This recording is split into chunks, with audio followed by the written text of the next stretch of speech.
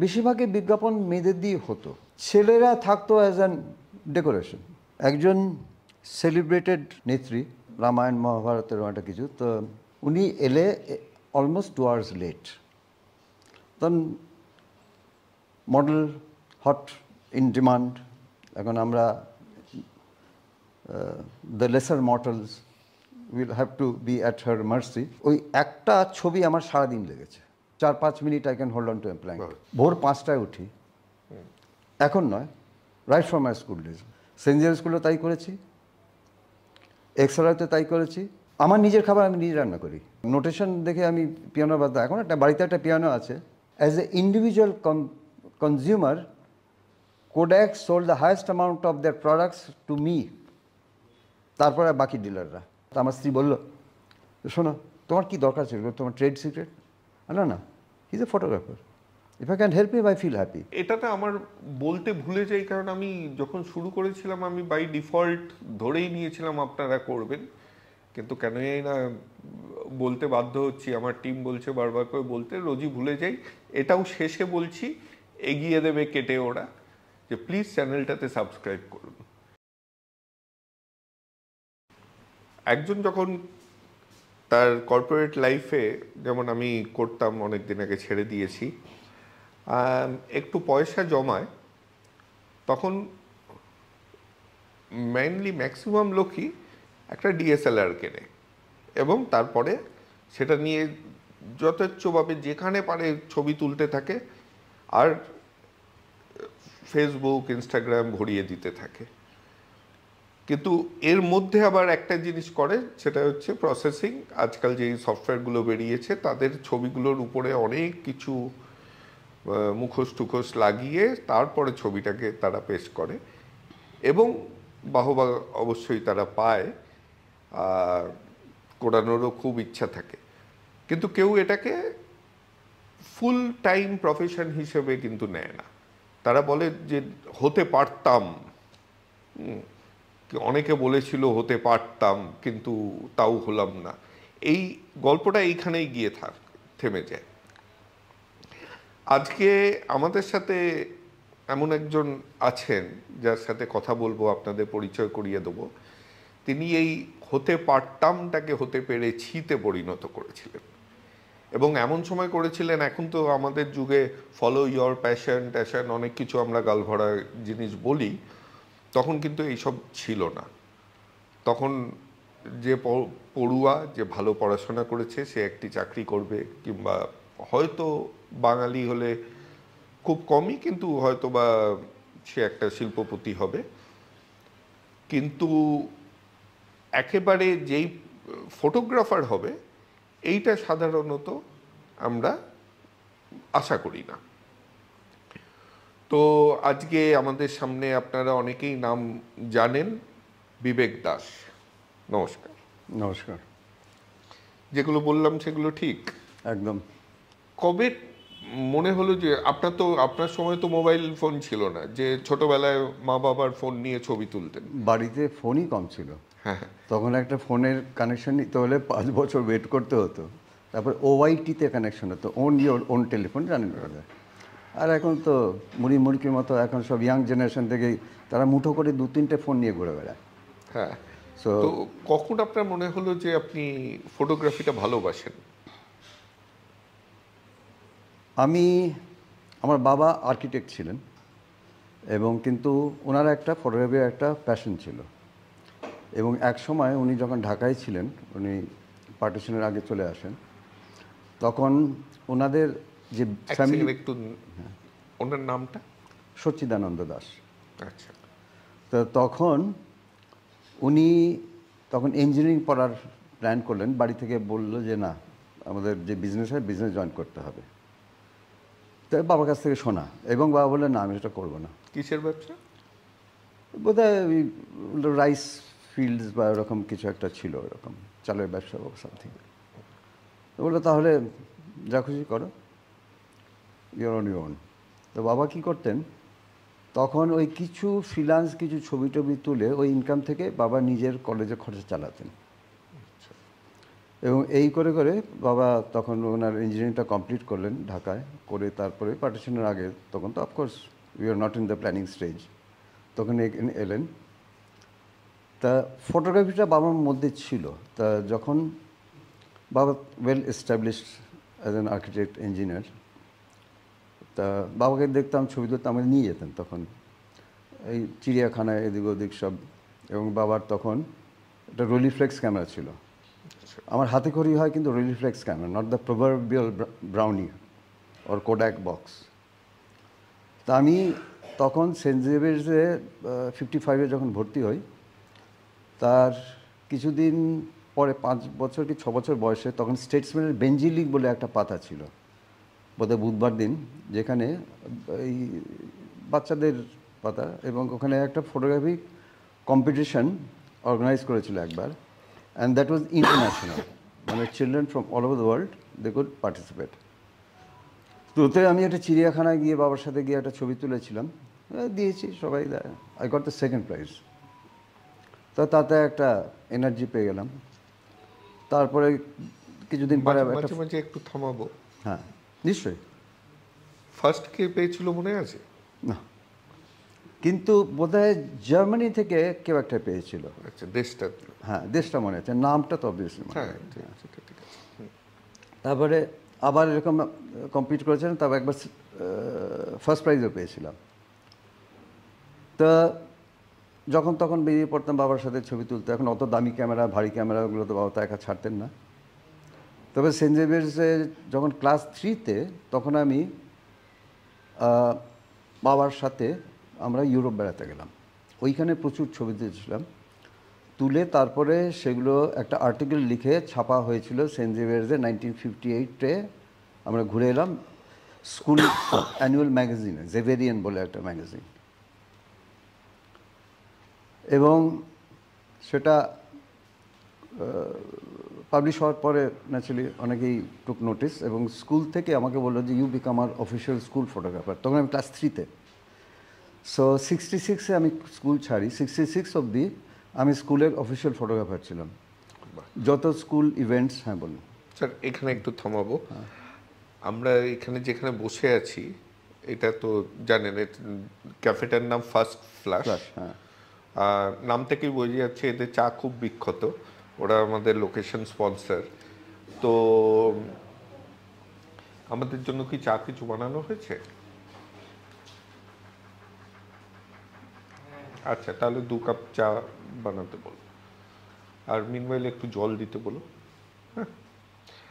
হ্যাঁ বলুন। হ্যাঁ।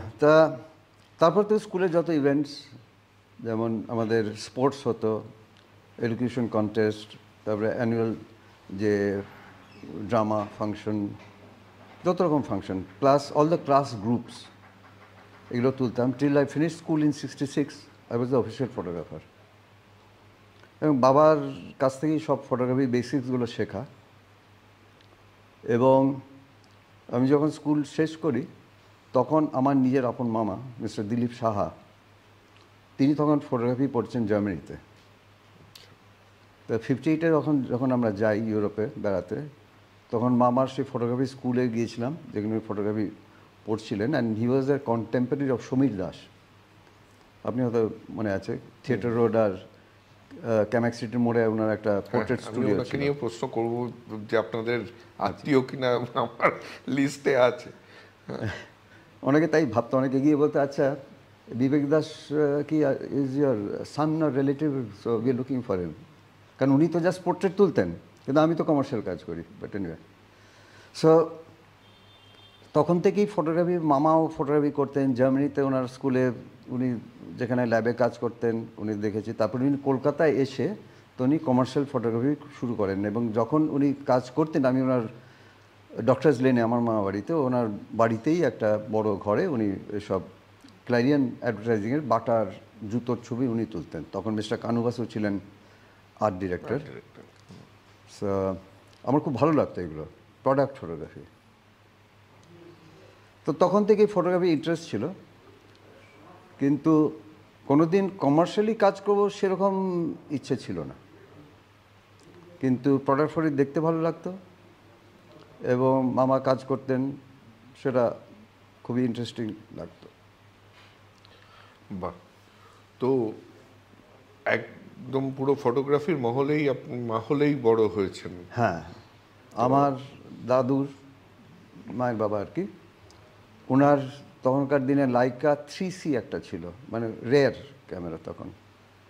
তো বাড়িতে আমার ছোট মামা জয়ন্ত সাহা, হি is A celebrated photographer also, ওনাকে ইন্ডিয়াতে সবাই চেনেন, স্ট্রিট ফটোগ্রাফি উনি ম্যাক্সিমাম করেন। তা আমাদের ফ্যামিলিতে মোটামুটি I was surrounded by people who are photographers. তো যখন কথাটা উঠলই, ছোটবেলা থেকে আমার মনে হতো, হ্যাঁ, এই যে পোর্ট্রেট ফটোগ্রাফি, এটা তো পোর্ট্রেট ফটোগ্রাফির মুখ্য উদ্দেশ্য বাঙালিদের মধ্যে হচ্ছে মেয়ের বিয়ে দেওয়া, বিয়ের অ্যাপ্লিকেশন পাঠানো, বিয়ে দেওয়া নয়, অ্যাপ্লিকেশন, একটা ছবি দিয়ে সুন্দর করে ছবি তুলে তার যার বিবাহযোগ্য কন্যা আছে তিনি তুলে নিতেন, তিনি পাঠাতেন।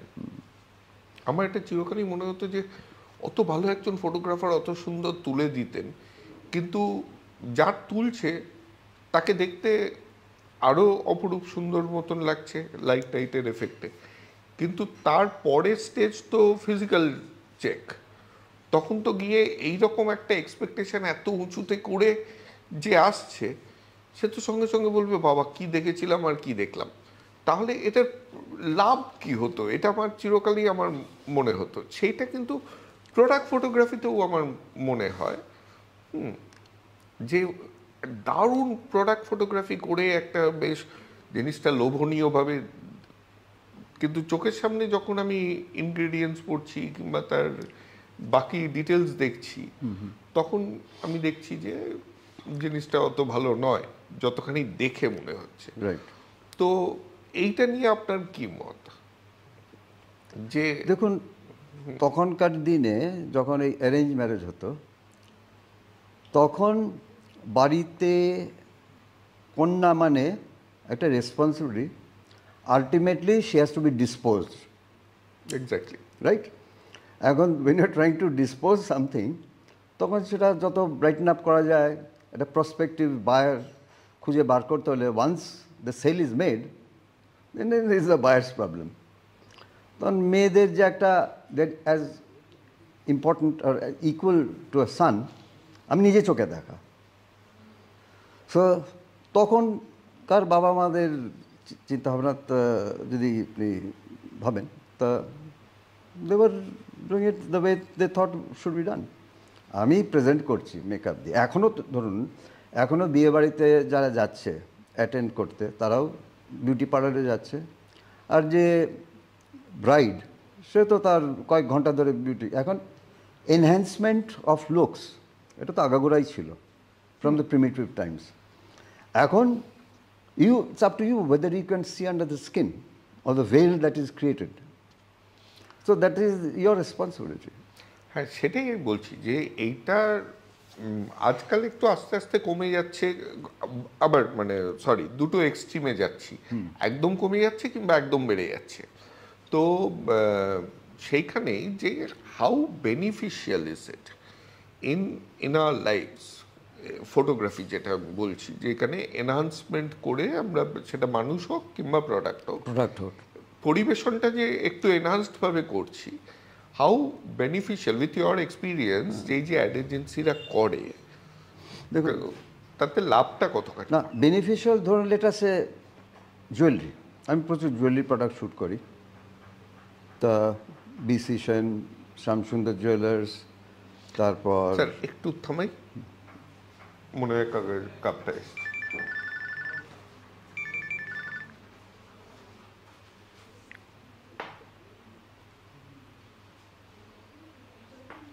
ফার্স্ট ফ্লাশ কিসের এটা? গিদ্দা পাহাড়। আচ্ছা, এদের ফার্স্ট ফ্লাশ ভালো? হ্যাঁ, অনেক অনেক রকম ফার্স্ট ফ্লাশ আছে, গিদ্দা পাহাড় আছে, সিঙ্গুলি আছে, সব তো বাগানের নাম এগুলো। হ্যাঁ, গিদ্দা পাহাড়টা ভালো হবে। আচ্ছা ঠিক আছে, থ্যাংক ইউ। হ্যাঁ সরি, আপনি বলছিলেন জুয়েলারি শ্যুট করেন। হ্যাঁ, এখন ধরুন, এখন জুয়েলারি ম্যানুফ্যাকচারার প্রচুর আছে। এখন তারা তো চাইবেই যে আমাদের প্রোডাক্টটা যত সুন্দর করে আমরা প্রেজেন্ট করতে পারি, একটা হোর্ডিংয়ে হোক, তা একজন কাস্টমার যদি ছবিটা দেখে বা কোনো বিজ্ঞাপনের ছবিটা দেখে বা হোর্ডিংয়ে থেকে আমার দোকানে ঢোকে, তখন যে ওই জুয়েলারিটা কিনবে not necessary, but at least I will have a captive customer base. তারপরে হ্যাঁ, ফর এ জুয়েলারি সে তো he has lots of options, PC Chandra আছে, এমপি জুয়েলার্স আছে, প্রচুর।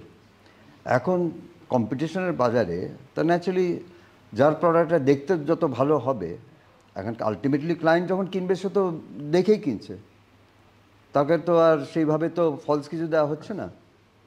তো সেখানে there is nothing wrong in trying to make your product. Ethically wrong নয়, আমি বলছি যে আসার এই যে নিয়ে আসার ব্যাপারটা, so ultimately the objective is footfall, মানে ফুটফল এনকোয়ারি কিংবা লিড জেনারেশন।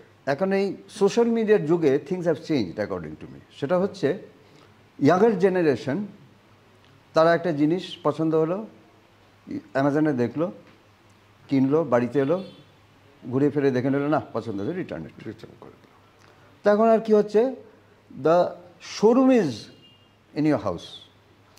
তো let me just stop you there, because আমার একটা প্রশ্ন আপনাকে করবো, কারণ from your experience, not in your domain of photography, কিন্তু সোশ্যাল মিডিয়ার যখন কথা উঠলই, সোশ্যাল মিডিয়া এখন নতুন একটা জিনিস শুরু হয়েছে যেটাকে বলে ইনফ্লুয়েন্সার মার্কেট। ইয়েস।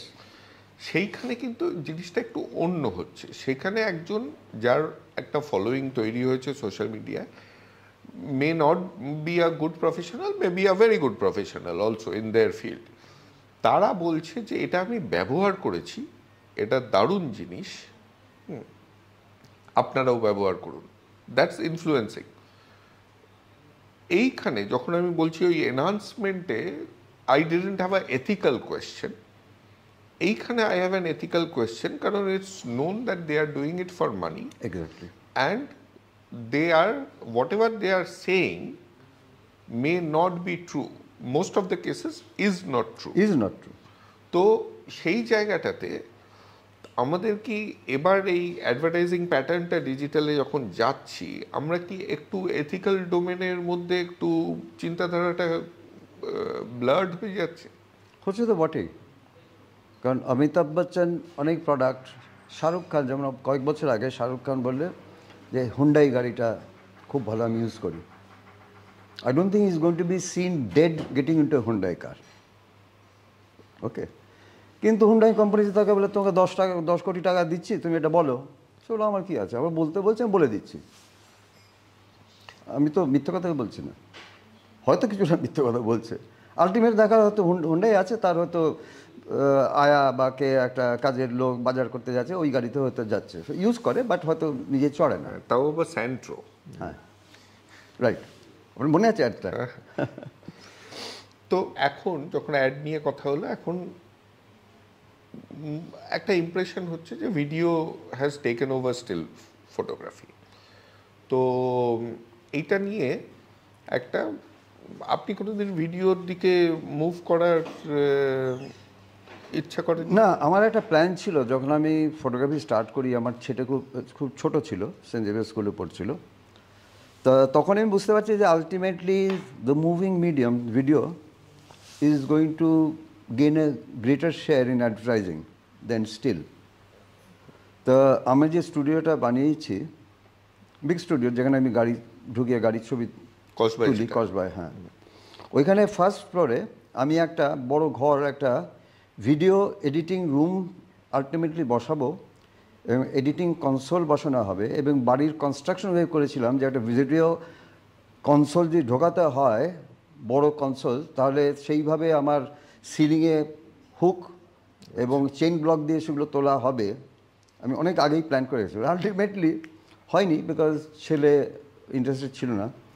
আর সেকেন্ড রিজন, আমি এত busy with my still photography, there is no point of diluting my interest. এই নিয়ে সুমন্ত চট্টোপাধ্যায়, যে লাস্ট যতদিন চাকুরিজীবী ছিল, 82.5-এর ক্রিয়েটিভ হেড ছিল, তার আগে ওগেলভি, ওর সাথে আমার ভালো, আপনার সাথে মডেলিংও করেছে বললো, লম্বা চুল, হ্যাঁ, এখন আর নেই, কেটে দিয়েছে। তো ও আপনার জন্য একটা প্রশ্ন পাঠিয়েছে। Hello Vivekda, this is my question. We are in the age of the digital video. Does that mean that commercial photography has largely been relegated to the sidelines? Something to be done cheaply and quickly as an adjunct to the video? Does it sometimes make you feel that the still image has taken on the role of a junior artist supporting the hero, which is the video? তো এটা নিয়ে আমারও একটা প্রশ্ন আছে, কারণ এই ধরনের কাজ তো আমিও কিছু করি, এবং মানে I would also plead guilty here. কারণ যখন একটা দিন হয় অ্যাড শ্যুট যদি আমি বলি প্ল্যান করা হয়, তাহলে মুখ্যভাবে আমরা ভিডিওটা নিয়ে প্রচুর চিন্তা ভাবনা হয়, প্ল্যানিং হয়, সব কিছু হয়, বাজেটটাও অনেক বেশি থাকে। হ্যাঁ, আর একজন ফটোগ্রাফারকে পাশে একটা জায়গা দিয়ে দেওয়া হয়, অ্যালোকেট করা হয়, যে মডেলরা অ্যাকচুয়ালি ভিডিওতে কাজ করে তারা যখন ফাঁকায় ফাঁকায় সময় পাচ্ছে তারা ফটোগ্রাফারের কাছে গিয়ে স্টিল শুটসগুলো করিয়ে আসছে। রাইট। আপনার লেভেলে এটা ধরুন যারা যে একটা জায়গায় পা এখনো থিতু হয়নি তার জন্য ঠিক আছে, সে একটা কাজ পাচ্ছে, কিন্তু আপনাদের লেভেলে যারা মানে আমাদের ঝোঁত ধরা ছোঁয়ার বাইরে, তাদের এইখানে খারাপ লাগে না আজকাল? কারণ মডেলও কিন্তু স্টিল ফটোগ্রাফারকে অতখানি গুরুত্ব না দিয়ে, হ্যাঁ এখন বিবেক দাস নাম শুনলে তার পোর্টফোলিও বেড়ে যাবে, কিন্তু আমি বলছি যে সেই জায়গাটা যদি বাদই দিই, ভিডিওকে বেশি সম্মান দিচ্ছে স্টিলের থেকে। সেটা কি আপনার এক্সপিরিয়েন্সে কি এটা আপনি কনকার করেন? হ্যাঁ, অ্যাবসলিউটলি ট্রু। কারণ I think the life of human beings have changed since the advent of the mobile phone. আগে ফোন ছিল an instrument of communication. এখন ফোনে communication is a secondary function. এখন it is a source of entertainment. আমার স্টুডিওতে যখন shoot হয়, between shorts হয়তো আমি প্ল্যান করছি নেক্সট লাইটিংটা কী হবে, ঘরে হয়তো 8-10 জন লোক আছে, art directors, models, makeup persons, copywriters, সবাই দেখি। Nobody is concentrating on the next shot, কারণ এখন there so much of junk available. TikTok আছে, হোয়াটসঅ্যাপ গ্রুপ আছে, এখন the moving thing in front of you excites you. একটা জিনিস স্থির হয়ে আছে, এক বোরিং। এখন একটা ছবি কেউ দেখতেও চায় না আজকাল। বইয়ে পাতা, লোকের তো বই সামনে থাকলে সে একটা পাতা উল্টে রেখে দেবে বইটা, আমি নিজে চোখে দেখা। সো এখন human beings have evolve to a point যে they have to have something happening in front of the eyes. Information has to be fed through the eyes. We are thinking less according to this my personally. এখন আগে একটা ভালো ছবি, এটা বিজ্ঞাপনের ছবি, লোকে দেখতো, স্টাডি করতো। এখন no one's had the time. একটা বিজ্ঞানের ছবি আমি কখন দেখবো, I want that product, I want that product. তখন কী হবে, আমি ফোন দেখতে দেখতে অনেক কিছু চোখের সামনে এলো, হঠাৎ ওটারে এই জিনিসটা আছে, আমার দরকার, কোথায় পাওয়া যাচ্ছে? অ্যামাজনে। অ্যাড অর্ডার করে দিলাম, চলে এলো, নাড়াচাড়া করে দেখলাম, একদিন তো ইউজ করলাম, 10 ডে রিটার্ন, ভালো লাগলো না, ফেরত দিয়ে দিলাম। Reason for return, bought it by mistake. অ্যামাজনের বট ইট বাই মিস্টেক বললে ওরা ফেরত নিয়ে নেয়। যদি কোনো টেকনিক্যাল ইস্যুস হয় তখন বলবে will replace it and all that. তখন ওই মানে এভরিথিং ইজ কুইক গ্র্যাটিফিকেশন। তো এইটাই can change, nobody can influence that. এবং আমার, আপনি যেটা বলছেন, ক্যান কন্টিনিউ। আমার স্টুডিওতে যারা স্টিল, একসময় অনলি স্টিল তুলতো, একজন বড় জুয়েলার, নাম করব না, তারা হঠাৎ বললো, বিবেকদা আপনার স্টিলের মাঝে মাঝে আমরা কয়েকটা ছোট ছোট ভিডিও যদি নিই ইনস্টাগ্রামের জন্য। বলে ঠিক আছে, আপনার কর্নারে, বড় স্টুডিও তো, আপনার কর্নারে একটা জায়গা করে দিন। তারা ওই ছোটো দুটো এলইডি লাইট টাইট নিয়ে তারা সেই লম্বা লম্বা সব এলইডি লাইট, যেগুলো আমার কাছে বেশ নতুন, ঘুরে ঘুরে সব ছবি তুলছে, মুখের কাছে চলে যাচ্ছে, পেছনে চলে যাচ্ছে। I find it quite absurd. But anyway, তখন কি হতো একটা ইন্টারাপশন হতো which I used to find irritating. তখন একবার দুবার করার পর আমি বললাম একটা এখানে মানে আপনি মুভ করে যাওয়ার আগে একদিকে বিবেক দাস তুলছে, আর একদিকে রিং লাইট কিংবা নর্মাল এলইডি লাইটে ভিডিও উঠছে। এটা তো ওই গুরুচণ্ডালী দোষের মতন একটা মানে অপরাধ, কারণ একদিকে এইরকম হাই কোয়ালিটি আর একদিকে আমি ব্যাপারটা কি জানেন, যে ক্লায়েন্টের কথা বলছি জুয়েলারি ক্লায়েন্ট, তার জন্য আমি লাস্ট 45 ইয়ার্স শ্যুট করছি। হ্যাঁ আপনি করেছেন সেটা ঠিক আছে, কিন্তু ব্যাপারটা হচ্ছে যার মাথায়ও এসেছে যে এই রকম ভাবে করা যায়, আমি শুধু তার কথা ভাবছি। ইটস অল কমার্শিয়াল, কারণ সেই ভিডিওটা করার জন্য যদি আলাদা একটা স্টুডিও ভাড়া করতে হয়, it will cost that person more. তাহলে বিবেক দাসকে নিয়েছে কেন? যদি সে রাইট, কিন্তু সেই মডেলকে যদি আবার বাঁচাতে চায়, না, সেই মডেলকে যদি আবার ভিডিওর জন্য করতে হয়, মডেলকে বেশি পয়সা দিতে হবে। মডেলকে বলছে স্টিলই তোলা হবে, বিটুইন ড্রেস চেঞ্জেস কয়েকটা কুইক ভিডিও নিয়ে নেওয়া হবে। বলে ঠিক আছে, ওই টাইমের মধ্যে যখন হচ্ছে আমি কেন আর এক্সট্রা চার্জ করো, তো সেও রাজি হয়ে যাচ্ছে। না কিন্তু এটা আমি দেখেছি, এটা মানে আপনিও হয়তো বা রাজি হবেন, আমরা অল সেট অ্যান্ড ডান, আমরা যখন স্টিলে we are very quality conscious, ভিডিওতে not so much. Because this is still a quality conscious, because still ছবি যখন একটা হবে, যখন ছাপা হবে বা কত আমরা দেখছি on display, on even on electronic screen, there sufficient time to find flaws. খুঁটিয়ে দেখছি আমরা। হ্যাঁ, ভিডিওতে ইজ অল মুভিং, আগের সেকেন্ডে কিছু আই ডোন্ট রিমেম্বার, কারণ human memory is getting shorter and shorter. So আমি একটু জাস্ট চেঞ্জ করি তো, কারণ আমি ওই খেইটা হারিয়ে ফেলবো। আপনি আপনার ছেলের কথা বললেন, ইনফ্যাক্ট আমারও ছেলে ওই ক্রুতে আছে পিছনে, ও আপনাদেরই স্কুলে, তারপর আপনাদেরই কলেজে ভর্তি হয়েছিল, এখন ছেড়ে যাদবপুরে ভর্তি হলো। তো প্যারেন্ট টু আ প্যারেন্ট, এটা কি আমরাই তৈরি করলাম যে ছোটবেলায় যখন বাচ্চাদেরকে ভুলিয়ে রাখতে হচ্ছিল, উই অ্যাজ ওয়ার্কিং প্যারেন্টস ল্যাপটপে কাজ করে বেড়াচ্ছিলাম, তখন তাদেরকে মুভিং স্ক্রিনস দিয়ে দিয়েছি অ্যানিমেশন দেখতে, আর যাতে তারা আর মানে সিঙ্গেল স্ক্রিনে আর তাদের আটকে থাকছে না চোখ, তারা সবসময় চোখের সামনে মুভিং স্ক্রিনস দেখতে চাইছে।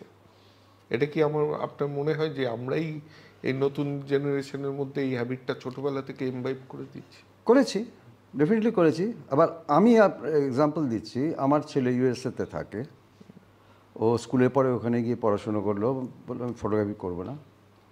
ওর মেয়ে এখন 6 বছর বয়স। কি পড়ছে, কি পড়াশোনা করলো? ও কম্পিউটার সায়েন্স করলো, ওর এখানে করার ইচ্ছে ছিল, এখানে ভালো কথা পেলো না। তখন আমার বোন ওখানকার সিটিজেন, ও বললো তুমি এখানে পাঠিয়ে দাও। তো এখানে পেয়ে গেলো অ্যাডমিশন, স্কলারশিপ পেয়ে গেল। তারপরে অ্যাটলান্টাতে গিয়ে মোরহাউস কলেজ থেকে, যেখানে আরেকজন বড় ফিল্ম মেকার পাস করেছে, মোরহাউস, যে ব্ল্যাক ফিল্ম মেকার, কী নামটা যেন বলতে পারবে না, তাই মধ্যে নামটা মনে পড়ছে না। তা ওইখান থেকে পাস করে ও তারপরে মাস্টার্স করে এখন ওইখানেই সেটেল। ও এখন ওই বিগ ডেটা অ্যানালিটিক্স, এখন নিজের একটা ফার্ম আছে। ওর মেয়েকে কি নাম? আমার ছেলের নাম অয়ন দাস। হ্যাঁ, ও দেখেছি একদম screen time is very limited. বাড়িতে কোনো ওইটা, আবার ওরই সব বন্ধু বান্ধবদের মাঝে মাঝে যাইতো, বাচ্চারা ক্যাঁ ক্যাঁ ক্যাঁ ক্যাঁ করছে, চেঁচামেচি করছে, একটা ট্যাবলেট ধরিয়ে দিল, ব্যাস, ট্যাবলেটে কিছু হচ্ছে, ব্যাস। ও কোনো দিন সেটা করেনি, কোনো দিন না। সেটা আছে, এখনও অনেক জেনারেশন আছে, they know the ills of screen on young minds. হ্যাঁ, না সেটা আছে, কিন্তু বাই অ্যান্ড লার্জ এখন to keep the kids busy, ভাই আমাকে বিরক্ত করো না, না তোমাকে এটা ধরে দিয়েছে, there enough junk available, go and watch and keep yourself happy. অদ্ভুত লাগে না? মানে আপনি যখন ছোট ছিলেন, কারণ আমি আপনার থেকে অনেক ছোট, আমিও এটা ফেস করেছি, তখন আমরা টেক্সট পড়তাম, বই। আমাদেরকে বাবা মারা শান্ত রাখতো বই পড়তে দিয়ে কিংবা খেলতে দিয়ে। খেলা তো আজকাল বন্ধ হয়ে গেছে, পার্ক উঠে গেছে, দোষ দিতে পারি না বাচ্চাদের। কিন্তু টেক্সটের বই, তখনও বলতো কমিক্স পড়বে না। স্কুলে রীতিমতো কমিক্স নিয়ে যাওয়া একটা অপরাধ ছিল। তারপরেই চলে এলাম অ্যানিমেশনে। কমিক্স কোথায় যেন একটু সাইড লাইন মানে হয়ে গেল। হ্যাঁ, মানে আমাদের প্রগ্রেশনটা একটু জাম্প দিয়ে হলো। মাঝে তো ইলাস্ট্রেশনে এসে কমিক্স পড়ে কমিক্স ভালোবেসে তারপরে যাওয়া উচিত ছিল, সেই জিনিসটা আমরা Shortcut. করলাম না। হ্যাঁ, একটা জাম্প দিয়ে দিয়েছি। তো হ্যাঁ, আপনি বলছিলেন আপনার ছেলের মানে রেসপন্সিবল প্যারেন্টিং এর কথা। হ্যাঁ, তো সেটা কিন্তু মেনটেন করছে। সো যারা রিয়েলি রেসপন্সিবল প্যারেন্টস, তারা at any generation they could have done it. এবং যারা করতে চাইছে, but life is so busy these days যে parents don't have time for the children. আমাদের টাইমে কী ছিল? বাবারা কাজ করবেন, they are the bread earner, মায়েরা ছেলে মেয়েদের দেখাশোনা, বাড়ি রান্না, বাড়ি সব কিছু। তা এখন তো সেটা চলে গেছে। এখন so much of stuff to be bought, so people have to work, both of them. So many foreign trips to be made, so many holidays, so many expensive clothes to be bought. তখন একটা ইনকামে তো হবে না, তখন কি করতে হবে? তখন দুজনেই কাজ করতে হবে। দুজনে কাজ করলে এখন বাচ্চাদের যখন ট্যান্ট্রামস আরম্ভ হবে, how to you can't sit down with them. যেমন ঠাকুমার ঝুলি, হ্যাঁ, এগুলো আমার মা পড়তেন, আমরা শুনতাম। আজকাল শোনেইনি বাচ্চা। না, ঠাকুমার আমরা হয়তো যাবো ছেলের ওখানে, আমার ছেলে বারে বারে বলে দিয়েছে যে মা তুমি কিন্তু ঠাকুমার ঝুলিটা নিয়ে আসবে এবং ওকে যে কদিন থাকবে ওকে এগুলো শেখাবে। আমার ছেলে তার মেয়ের সাথে বাংলায় কথা বলে, সে বাংলাটা ভালো বলতে পারে না কিন্তু পুরো বোঝে। এটা কেউ কম, দিস ইজ রেয়ার, কিন্তু আমাদের ওই জিনিসটা আছে। আমার জেনারেশনে তাই, আমার ছেলের জেনারেশনে তাই।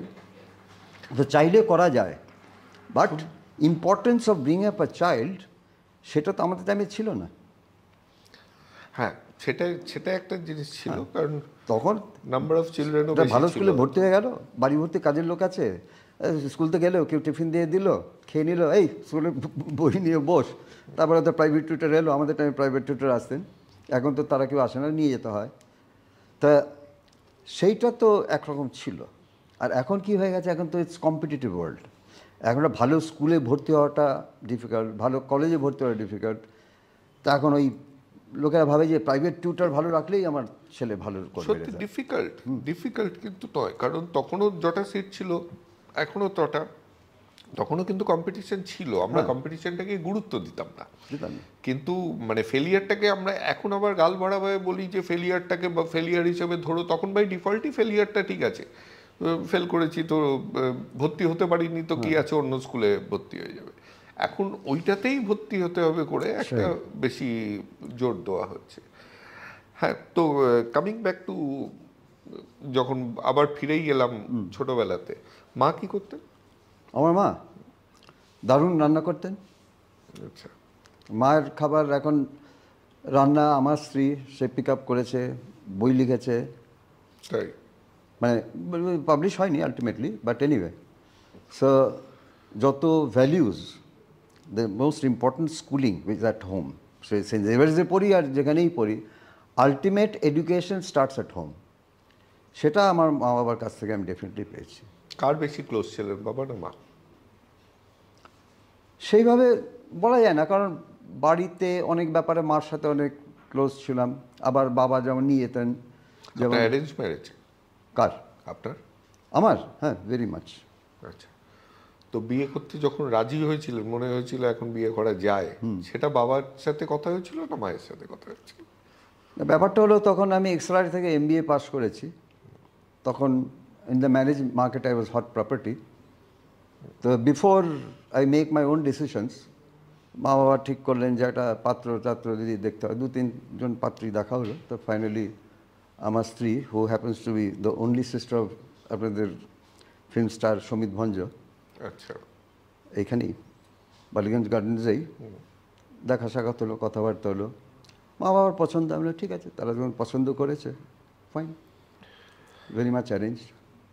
আচ্ছা, এই যে পড়াশোনা এবং প্যাশন ফলো করার যে কথাটা হচ্ছে, আমরা এখন সেই টপিকে যাব, কারণ এটা আগে ইচ্ছা করেই বলিনি, যাতে তো একটা ব্যাকগ্রাউন্ড দেওয়ার জন্য, যে উনি সেন্ট জেভিয়ার্স কলেজের স্কুল থেকে স্কুলিং করেছেন, তারপর সেন্ট জেভিয়ার্স কলেজ থেকে ফিজিক্স নিয়ে পড়েছি, তারপর এক্সএলআরআই থেকে MBA করেছেন। ওনার এডুকেশন ব্যাকগ্রাউন্ডটা বলার এই কারণে জরুরি যে তখনকার দিনে এবং এখনও যদি আমরা বাই ডিফল্ট পাবলিক পারসেপশন ধরি, তাহলে যার হাতে ক্যামেরা আছে তার খুব একটা পড়াশোনা করেছে এটা আমরা ধরি না। তো এটা খারাপ লাগতো না যে একটা ফটোগ্রাফারকে সবসময় ধরে হতো যে খুব একটা পড়াশোনা করেনি, কিছু হয়নি, তাই ফটোগ্রাফার হয়েছে? একদম, ফুললি এগ্রি উইথ ইউ। পাবলিকের অজ্ঞানতা, কিন্তু এইরকম বিহেভিয়ারও তো নিশ্চয়ই পেয়েছেন। একদম। এমন কোনো বাজে fact- বিহেভিয়ার মনে আছে? কি বাজে বিহেভিয়ার যেখানে আপনাকে মানে ডিউ রেসপেক্ট দেয়নি? মনে আছে, তখন আমি ফ্রিল্যান্স কিছু কাজ করছি, তখন চার্টার্ড ব্যাংকের এক ভদ্রলোক, হি ওয়াজ দ্য ম্যানেজার, তখন আলিপুরে একটা বিরাট মাল্টি স্টোরি বিল্ডিং, উনি বললেন যে আমার ছেলের ফার্স্ট কমিউনিয়নের কিছু ছবি তুলতে হবে। তখন আমার কমার্শিয়াল সেন্স কোয়াটা ছিল না, আমি তুলে দেবো। তো চার্টার্ড ব্যাংকের ম্যানেজার এখানকার সাহেব, ছবি টবি তোলা দেওয়া হয়েছে, তারপর ওনার কাছে নিয়ে গেছি ছবিগুলো, উনি দেখে বলছে কত কি দিতে হবে, বলে এত। Why so much? No no no no, I am not going to pay so much, I am going to offer only this only. আমি তার মুখের ওপর ছবিগুলো ছুঁড়ে ফেলে দিয়েছি, you don't have to pay me, just walked out, you take it, I give it you free, I am not taking anything less than that. Wedding photography করেছেন কোনোদিন? হ্যাঁ করেছি, নট কমার্শিয়ালি। হ্যাঁ, এখন প্রচুর যারা বলে, অনেক বছর পরে দেখালে তোমার মনে আছে তুমি আমার বিয়ের ছবি তুলেছিলে? মনে নেই। হ্যাঁ, কালকেই একজনের সাথে কথা হচ্ছিল, সে বলছিল যে বিয়ের ছবি, আমার বিয়ের ছবি মনে হয় তুলেছিল। হ্যাঁ হ্যাঁ, তো অনেক আছে। এই গড়িয়াতের কাছেই থাকে। তো বিয়ে বাড়িতে আমি খুব বেশি দেখেছি এটা, কারণ যে আপনাকে অ্যাপয়েন্ট করেছে সে জানে বিবেক দাস কে, এবার সাথে যারা আছে কিংবা রিলেটিভস, কারণ সবাই তো তখন ম্যানেজার হয়ে যায়, তারা তো জানে না, তো অপমানটা তাদের থেকে আসে। আমি অনেক মানে সিনিয়র ফটোগ্রাফার দেখেছি, তাকে মানে বাড়ির লোক যারা কর্তা, তারা সে বসিয়ে দিয়েছে খেতে, অন্যজন এসে বলছে কি ফটোগ্রাফার এত তাড়াতাড়ি খেতে ওটা করে আবার তুলে দিয়েছে। হ্যাঁ, মানে এই যে আমাদের সমাজের যে অপমান করার, দেখুন এটা বোধহয় হয়, তবে এখন যারা খুবই সিনিয়র ওয়েডিং ফটোগ্রাফার্স, এখন দে মেক লট মোর মানি দেন এখন তো অন্য অন্য ইন্ডাস্ট্রি হয়ে ইয়েতে। গেছে। এখন দেখুন there is always room at the top, যারা সিনিয়র অ্যাট এনি ফিল্ড, হ্যাঁ, তা তাদের রেসপেক্ট তারা পাবেই, কিন্তু যারা junior, not so well establish, তাদের এসব জিনিস তো ফেস করতেই হবে। It is part of the profession. এখন আমি যেই টাইপের কাজ করি, আই ওয়ার্ক সোলো, মানে আমার স্টুডিও বেস কাজ করি, বা নেক্সট উইকে আমি যাচ্ছি একটা হোটেল শ্যুট করতে বেনারসে, তো ওইখানে আই এম এভরিবডি। আমি যদি বলি যে হাউসকিপিংয়ে আমার এই কার্টেন্স, আমার এই লিনেন এটা ঠিক নেই, এটা ইস্ত্রি 10 বার করতে 10 বার করবে, কারণ আমাকে যখন এখান থেকে হেড অফিস থেকে পাঠানো হয়েছে, everything is run according to my desires, to my level of perfection. কিন্তু সেটা তো সব ফটোগ্রাফার ডিপেন্ড করে, যারা ধরুন they looking for a break, trying to establish themselves, তো সেখানে they have to take a lot of nonsense, সেটা কিছু করার নেই। তো আপনার যে ফিজিক্স পড়লেন,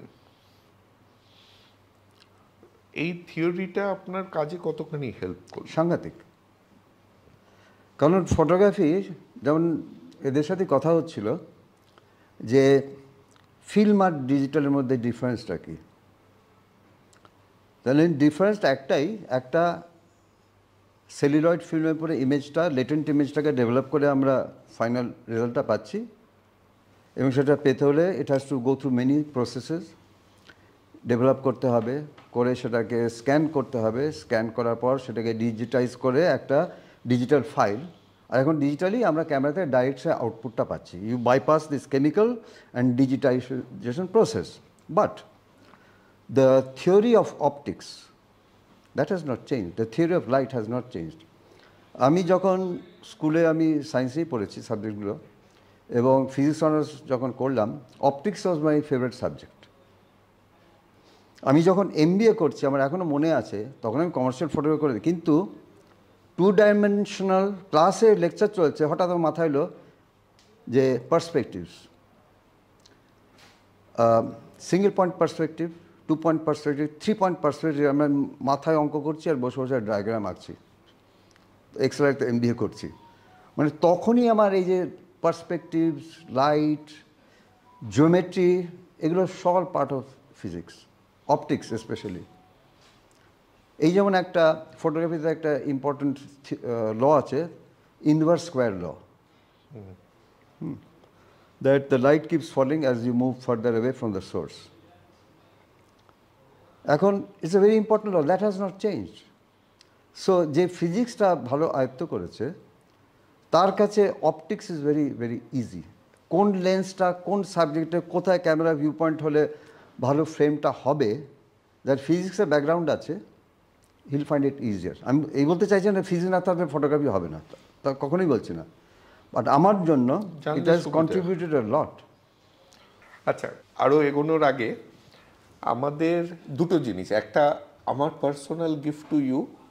আমি আর অশোক মুখোপাধ্যায়কে তো আপনি চেনেন, তো উনি লিখেছেন আমাকে সাথে নামটা দিতে পারমিশন দিয়েছেন।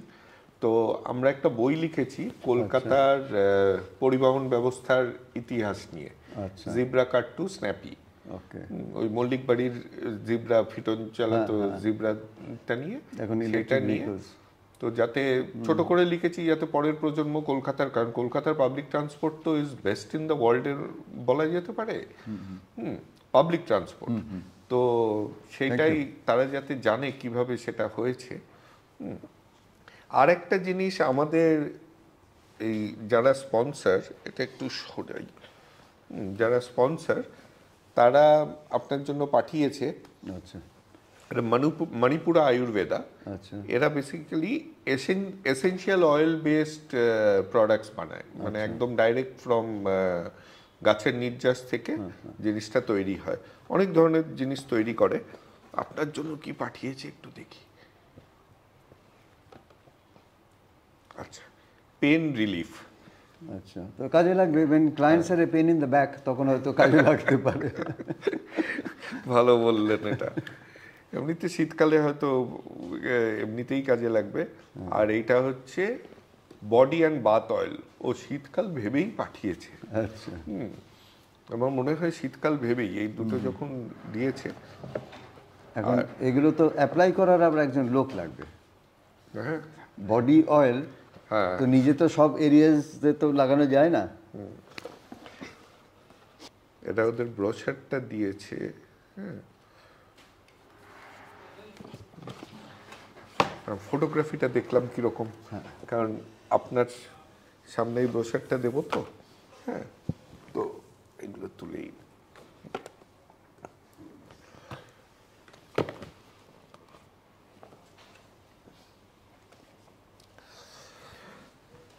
হ্যাঁ। তো আপনার ফিজিক্সেরটা তো কাজে দিয়েছে ডেফিনেটলি। আমি যতজনের সাথে কথা বললাম তাদের থেকে শুনে মনে হলো আপনার এমবিএটাও বিশাল কাজে দিয়েছে ম্যানেজিং ইয়োর ক্লায়েন্টস। কারণ এভরিবডি শেষ যাতে একটা জিনিস তো চোখ বন্ধ করে বলা যায়, কারণ আমরা মৃত্যুঞ্জয় চ্যাটার্জির সাথে কথা বলেছি, তারপর দেবীপ্রসাদ ঘোষের সাথে কথা বলেছি, সুমন্তর সাথেও কথা বললাম। তো সবাই ওই কথাটা একদম যে থারো প্রফেশনাল, যে আমরা ওই জিনিস নিয়ে কেউ কোনোদিন বিবেক দাসকে কিছুতে টলাতে পারেনি। তো একটা প্রশ্ন, এনাদের মধ্যেই একজন আপনাকে পাঠিয়েছে,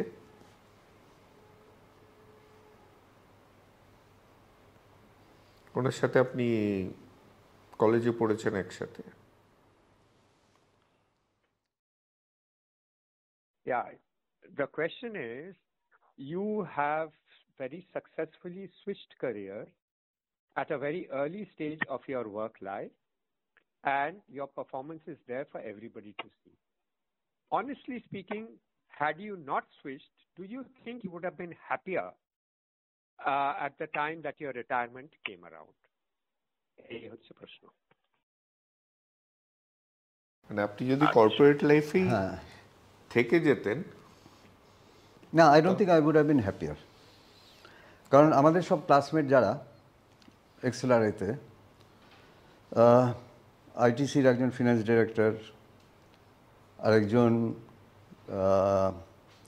কিংফিশার ব্রেওয়ারিজের president, right hand of mister Mallya who's absconding, তখন এরা রিটায়ার্ড, বাট এদের সেরকম কিছু থাকে, এরা ঘুরে বেড়াচ্ছে, সারাক্ষণ হোয়াটসঅ্যাপ করছে। এখন if they are enjoying it fine, but I think I am enjoying life much more. এই যে কাজ করছি, আমার ছেলে মাঝে মাঝে বলে, বাবা অনেক তো হলো। তো মার শরীরটা অনেক রকম প্রবলেমস আছে। তুমি একটা, তোমার এই বড়, এত বড় প্রপার্টি, 4 তলা একটা বাড়ি, হিউজ স্টুডিও, আগের মতো সেরকম কাজের প্রেশার নেই। তো তুমি এসব বন্ধ টন্ধ করে একটা ভালো গেটেড কমিউনিটিতে যদি শিফট করে যাও, যেখানে সুন্দর পরিবেশ, আমি যেখানটা থাকি পরিবেশটা ঠিক ওর পছন্দ নয়, কারণ ওরা যখন থাকে, এবং সব জায়গায় তো কলকাতায় কনজেস্টেড হয়ে যাচ্ছে। আমি যখন ওখানে জমি কিনে বাড়ি করি তখন অনেকটাই ফাঁকা ছিল। এখন এই বাড়ির সামনে অটো স্ট্যান্ড, সারা ওখানে হর্ন বাজছে, ঝগড়াঝাটি হচ্ছে। এখন বাড়ির পাশে কত ইলিগাল কনস্ট্রাকশন আরম্ভ হয়েছে, সারা রাত তখন ইট ফেলছে, বাড়ি ফেলছে, এই নিয়ে প্রচুর বচসা হয়ে যায়। তো মাঝে মাঝে বললি enough is enough, let's go. তখন আমাকে যারা চেনে, খুব ভালোভাবে চেনে, আমি বলে, শোনো, তুমি ফটোগ্রাফি ছেড়ে দিয়ে, if you think you are going to be happy, you will die the next day of boredom and dementia. প্রত্যেকে, including my wife's doctor, my wife has a team of doctors, Tata মেডিকেলের 3-4 জন, আর ওই ফোর্টিসে অনেক। তো প্রত্যেক কথা হয়েছে, মিস্টার দাস কেমন আছেন উনি এখন? শি ইজ ওকে, বাট একটা এজের ব্যাপার আছে তো, শি ইজ 75+, দুবার ক্যান্সার ট্রিটমেন্ট হয়েছে। শি ইজ রিকাভার্ড, বাট এখন weak, fracture, osteoporosis, dementia, all that. Anyway, that's beside the point. তো এখন এই যে কাজ করে, কারণ অল দ্যাট, এই যে this my wife's ill health can create a lot of tension, lot of মানে কি বলবো, ফিয়ার, যে ফিউচারে কী হবে। আমি যখন কাজে ব্যস্ত থাকি, I forget all this, it rejuvenates me. আপনার কোপিংটা ওই দিক থেকে? হ্যাঁ, আর এখনও I am still innovating lighting, innovating ways to shoot. এটাতে আমি একটু পরে আসছি, কারণ আমি কিছু বোকা বোকা ফটোগ্রাফি নিয়ে প্রশ্ন করব, আমার ইগনোরেন্সের ক্ষমা করে একটু উত্তরগুলো দেবেন। কিন্তু আমার যেটা বোঝার ইচ্ছা, আপনার ওয়াইফ কি ফুল টাইম হোম মেকার ছিলেন না কাজ? অলওয়েজ। ওকে, তো which is a very very important function. হ্যাঁ, আমার ছেলে মেয়ে যেভাবে মানুষ হয়েছে, তাদের এন্টায়ার স্কুল, কলেজ, দেয়ার অল দেয়ার নিডস, আমার স্ত্রী বলতো, দেখো তোমাকে এর দিকে তাকাতে হবে না। তখন মানে beginning of my career, trying to establish myself, বলে you just do your work. তো ওনার সাপোর্ট না পেলে I wouldn't be where I am today. এইখানেই আমি আসছি, মানে যে আপনি যখন চাকরি ছাড়লেন, প্রথম দিকে তো চাকরি করেছেন এবং ভালোই চাকরি করছিলেন। হ্যাঁ হ্যাঁ, তো কোথায়? Gramophone company. Gramophone company. হ্যাঁ, তো সেটা যখন ছাড়লেন আপনি, তখন কোথাও গিয়ে, এবং মানে from what ever we have heard, যে আপনি তো খুব সস্তার ইকুইপমেন্টে কাজ করেন না, হ্যাঁ, খুব ভালো স্টেট অফ আর্ট ইকুইপমেন্টে কাজ করেন। তার মানে সেইটা তখন তো নিজের পয়সায় কিনতে হতো। হ্যাঁ, একেবারে। আচ্ছা ভাই, দেখো, এখনো কি নিজের পয়সায় কিনতে হয় না? এই বড় বড় যেগুলো মাল্টি ল্যাক, যেগুলো আমি সারা জীবন অত টাকা রোজগারই করিনি, যে ক্যামেরাগুলো, সেগুলো কি কেনেন না ওই কোম্পানিগুলো দেয়? না, দেখুন, আমি সোনির যে ব্র্যান্ড অ্যাম্বাসাডার হয়েছি, they call it an artisan, ওরা আমাদের একটা ডিসকাউন্ট দেয়, heavy discount, 50% off the list price. কিন্তু আমার যে লার্জ ফরম্যাট ক্যামেরা, আমার যে ল্যাপটপ, আমার in fact entire, I want to put it on record, ultimately I was disowned by my father because other siblings conspired against me because they wanted a greater share of the property. My father was wealthy. কলকাতায় ওনার অনেকগুলো বাড়ি ছিল। He was a very well to do architect. নাহলে 1958-এ যখন আমরা Europe বেড়াতে যাই, ইট বিকেম নিউজ। আমার মার ছবি বেরিয়েছিল আনন্দবাজার পত্রিকা, সেই ক্লিপিংটা এখনও আছে, mister Das travels to Europe for higher studies in architecture. That was news. এখন তো নেড়ি দেরি সবাই একটা চলে যাচ্ছে বেড়াতে। Ultimately, when the siblings colluded and ousted me from the property, তো আমার কিছু উপায় ছিল না। তা আমি যে স্টুডিওটা করেছি, বাড়িটা করেছি, it's all for my own hard earn money. 4 তলা বাড়ি, 5.5 কাঠার উপর একটা স্টুডিও করেছি। So you can imagine the kind of money I used to charge, because I used to charge top notch, because I delivered top notch results. তো এইখানেই শুরুতে তো হয়নি, তো শুরুতে একটা ইনভেস্ট করতে হয়েছে চাকরি ছেড়ে। অবশ্যই এটা আপনার প্যাশন, ফ্যামিলির প্যাশন নট নেসেসারি। তো তখন কি সন্তানাদি হয়ে গেছে, না কিন্তু আপনারা দুজন শুধু?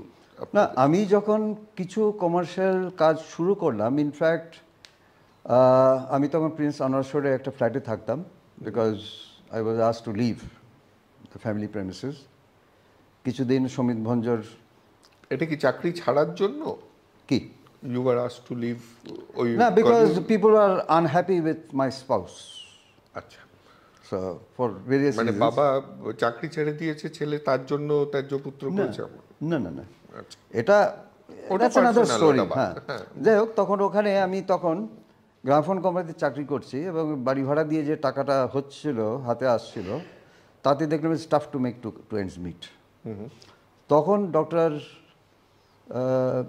এস.এন. চৌধুরী, তখন পৈলানে একটা সিনি বলে একটা ইনস্টিটিউট আছে, উনি দ্য ফাউন্ডার, ওনার সাথে এক্সট্রার সাথে আলাপ হয়। তখন উনি আমাকে বললেন যে আমাদের এখানে সব বাচ্চারা আসে ফর ট্রিটমেন্ট, তা it's being funded by a few NGOs, some foreign funding আসে, তো বিফোর অ্যান্ড আফটার কিছু ছবি তুলতে হবে, তুমি কি করবে?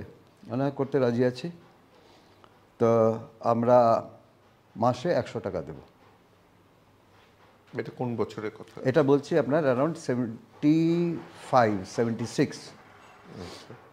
তার মানে সপ্তাহে একদিন যেতে হতো। So per day full day assignment fee was 25 rupees. এবং আমার স্ত্রী আমার সাথে যেত ফর 2 রিজনস, কারণ আমাদের একবেলা খাওয়াটা ফ্রি, আচ্ছা, আর I needed somebody to hold my camera, to hold my tripod. তো আমরা দুজনে আমার মোটরসাইকেল করে আমি চলে যেতাম, আনার শহর থেকে চলে যেতাম পৈলানে। তো বেশ কয়েক বছর এটা করেছি। এবং আরেকটা অ্যাডভান্টেজ, ওনারা বিদেশ থেকে যখন অনেক ফরেনার আসতেন, তখন ওই ডক্টর চৌধুরী বললেন, আর তোমার যদি কিছু লেন্স টেন্স ক্যামেরা ট্যামেরা কিছু লাগে, তাহলে ওরা এনে দেবে। সো ওইভাবে আমি অনেক লেন্স ক্যামেরা যন্ত্রপাতি আমরা পেয়েছি। So I am quite grateful to him. তারপরে আস্তে আস্তে যখন কমার্শিয়াল কাজ শুরু করলাম, তখন people took note in this city. In fact mister চ্যাটার্জির সাথে, মৃত্যুঞ্জয় চ্যাটার্জির সাথে কাজ করি, তখন উনি শুনতে পেয়েছিলেন যে এখানে একটা ইয়াং MBA এডুকেটেড যে ফটোগ্রাফি করছে, different kind of lighting, different vision. তখন সবাই ফ্লাড লাইট দিয়ে ছবি তুলছে, আহমেদ আলী থেকে আরম্ভ করে মিস্টার সমীর দাস, সব ফ্লাড লাইট, মানে হট লাইট যেগুলো বলে। I brought in flash photography, আচ্ছা, I brought in large format photography. এর পেছনে অনেক ইতিহাস আছে, কারণ আমাকে এখন যদি আপনি একটা পুরো 24 ঘন্টা interview, there's enough material to tell you. তা I brought in the new trend of commercial photography. তখন মৃত্যুঞ্জয় আমাকে বললো, আমাদের একটা ITCর একটা শ্যুট আছে, উইলস ফিল্টার কিংস, তো এখানে 2-1 ফটোগ্রাফার ট্রাই করেছি, we are not happy, so we are planning to go to Bombay for the shoot. তখন এখানে না হলে তখন are you willing to give it a shot? আমরা করতে রাজি আছি, যদি সাকসেসফুল হয় ভালো, otherwise you don't get paid. I said fine. তো মিস্টার চ্যাটার্জির সাথে তখন ফার্স্ট আলাপ হয়। So this was in the year ওই 1979, 80 কি 81 এরকম হবে। তো উনি আপনাকে একটা প্রশ্ন করেছেন, সেটা আমি পরে করব। মিস্টার ঘোষেরই আরেকটা প্রশ্ন আছে আপনার জন্য। To be a successful photographer, you have again spent a huge amount of time learning and experimenting while also doing the actual work, the shooting. Which one do you think is more demanding, and would you have been able to give as much time to your family as you have been had you stayed on in the corporate domain? তো he says you are a very good family man. তো বলছে এর একটা কারণ হচ্ছে যে he is the master of his own time. তো সেটা এই প্রফেশনটা নিয়েছে বলে খুব সুবিধা হয়ে গেছে, কারণ কর্পোরেট ওয়ার্ল্ডে অতখানি সময় হয়তো ফ্যামিলিকে দেওয়া যায় না। তো এটা অবভিয়াসলি আমি আপনাকে ভ্যালিডেট করতে বলবো, ওটা উনি বলছেন মানে আপনি নিশ্চয়ই ছিলেন। তো আপনার এই যে ফ্যামিলির সাথে যে সময়টা দিয়েছেন, তো এটা কতখানি আজকে এই বয়সে এসে কতখানি এনজয় করছেন, the memories that you have created without photographs also, মাথায় যে মেমোরিগুলো আছে? হ্যাঁ, আমার কাছে অলওয়েজ ফ্যামিলি কেম ফার্স্ট। আমার মেয়ে যখন লামার্টিনে পড়ে, তখন আমার যখন আমি কসবাতে স্টুডিও করি, ওরা বললো দেখুন আমাদের বাস কিন্তু কসবায় যাবে না। যখন ফার্স্ট শুরু করলাম, তো আমরা কিন্তু ব্রিজের আগে নামিয়ে দেবো, তারপরে হ্যাভ সামবডি পিক আপ। আমার একটা ফুল ডে শ্যুট যদি থাকতো, বাস দুটোর সময় নামাতো, আমি বলতাম you'll have to give me 5 minutes, আমার মেয়েকে ব্রিজের থেকে তুলে আর pick up. We use to have lunch together. আমার মেয়ে মাঝে মাঝে বলতো যে বাবা আমি পরে খাবো, জানো না, the family has to have the mills together. Insisted যে একসাথে খেতে হবে, সব কিছু একসাথে। এবং যখনই টাইম পেয়েছি এদেরকে নিয়ে সারা India, Hong Kong, Singapore, whole family নিয়ে ঘুরে বেরিয়েছি। মেয়ে কি করে এখন? She is not with us anymore, কিন্তু ও তখন যাদবপুরে ফিলসফি নিয়ে মাস্টার্স করছিল, বিদেশে গিয়ে পিএইচডি করার প্ল্যান করছিল, আলটিমেটলি হলো না। সরি, সো নাম কি ছিল? সারণী। বাহ, আমারই এক ক্লাসমেট সেন্ট জেভিয়ার স্কুলে, ও প্রফেসর ইন পিটসবার্গ, ওই নামটা দিয়েছিল। আচ্ছা, coming back to my foolish questions in photography, আপনার মতে কোন স্কিলটা বেশি জরুরি? মানে ফটোগ্রাফি স্কিলটা, লাইটের নলেজ, না the technical knowledge of the of the equipment, না ক্রিয়েটিভিটি? আপনার ফার্স্ট কোয়েশ্চেনটা কি ছিল, which is more important? Light skill. ফটোগ্রাফির যেই মানে ফ্রেম করার যে photography skill, it's a broad spectrum question. Photography স্কিলের আন্ডারে লাইটিং কামস, কম্পোজিশন কামস। আমি বলছি ফ্রেম করার, মানে যে photograph, the physical part of taking the photo, they all important, they all important. হ্যাঁ, কিন্তু কোনটা বেশি গুরুত্বপূর্ণ? মানে একটা বাডিং ফটোগ্রাফার, সে কোনটাতে বেশি মন দেবে? টেকনিক্যাল ইকুইপমেন্টের টেকনোলজিটা জানাও কি তার? দেখুন, এখন ডিজিটালের যুগে টেকনিক্যাল ইকুইপমেন্ট জানতে হবে, কম্পিউটার জানতে হবে, সফটওয়্যার জানতে হবে। আমি এখনও নতুন আমি যেমন যে সফটওয়্যারটা ইউজ করি, ফেজ 1-এর ক্যাপচার 1 যেটা, ওটা নিত্য নতুন, ওদের সব এখন এআই ঢুকে যাচ্ছে, সব এডিশনস হচ্ছে টু অল দ্য টুলস। এখনও আমাকে একটু ফ্রি টাইম পেলে ওগুলো বসে বসে ওগুলি নিয়ে লড়তে হয়। So lot of time has to be spent on the technical side of photography, otherwise it's কী বলবো, it's so vast. Digital camera আগে কী ছিল? একটা শাটার বাটন ছিল, একটা লেন্সে ফোকাসিং রিং ছিল, একটা অ্যাপারচার রিং ছিল, ব্যাস। আর ওই তিনটে কন্ট্রোল দিয়ে টেক দ্য শট। এখন কত রকম যে বাটন প্রেস করে মেনুর ভেতর দিয়ে গিয়ে এখন এইটা এই টাইমে এই auto focus, eye focus, animal focus, এখন it's very complicated. But complication থাকার একটা অ্যাডভান্টেজ হচ্ছে, it's not that you need every tool or every bit of that camera what has to offer, but at least you know what I need is there. So এইটা বোঝার জন্য to go through the layers and layers of menus of the, আমি যে Sony use করি, if you are not technically, you don't have a technical mind, then you get washed away in the tide, like all photographers of my generation, যারা যখন things were moving to digital in the year 2000-2001, when I jumped the great divide as I call it, they got all washed away. কারণ ওই বয়সে তখন বলে আবার নতুন technology শেখো, computer, what is the difference between a bit and a byte. এখনও অনেকে junior, they don't know the difference between a bit and a byte. So kilobytes, megabytes, terabytes, petabytes এখন এসব এই লেভেলে জানে না কি অনেকেই জানেন না। তা এখন যেটা আপনি বলছিলেন যে technical knowledge, technical affinity for hardware, এটা very important. It does not replace যে your requirement for the artistic part. আগে ছিল photography was art, only art. Then somebody took over the mechanical technical part. এখন আমি যেটা বলি, আগে photography ended with the press of a shutter button. According to me, photography starts after you press the shutter button on a digital camera.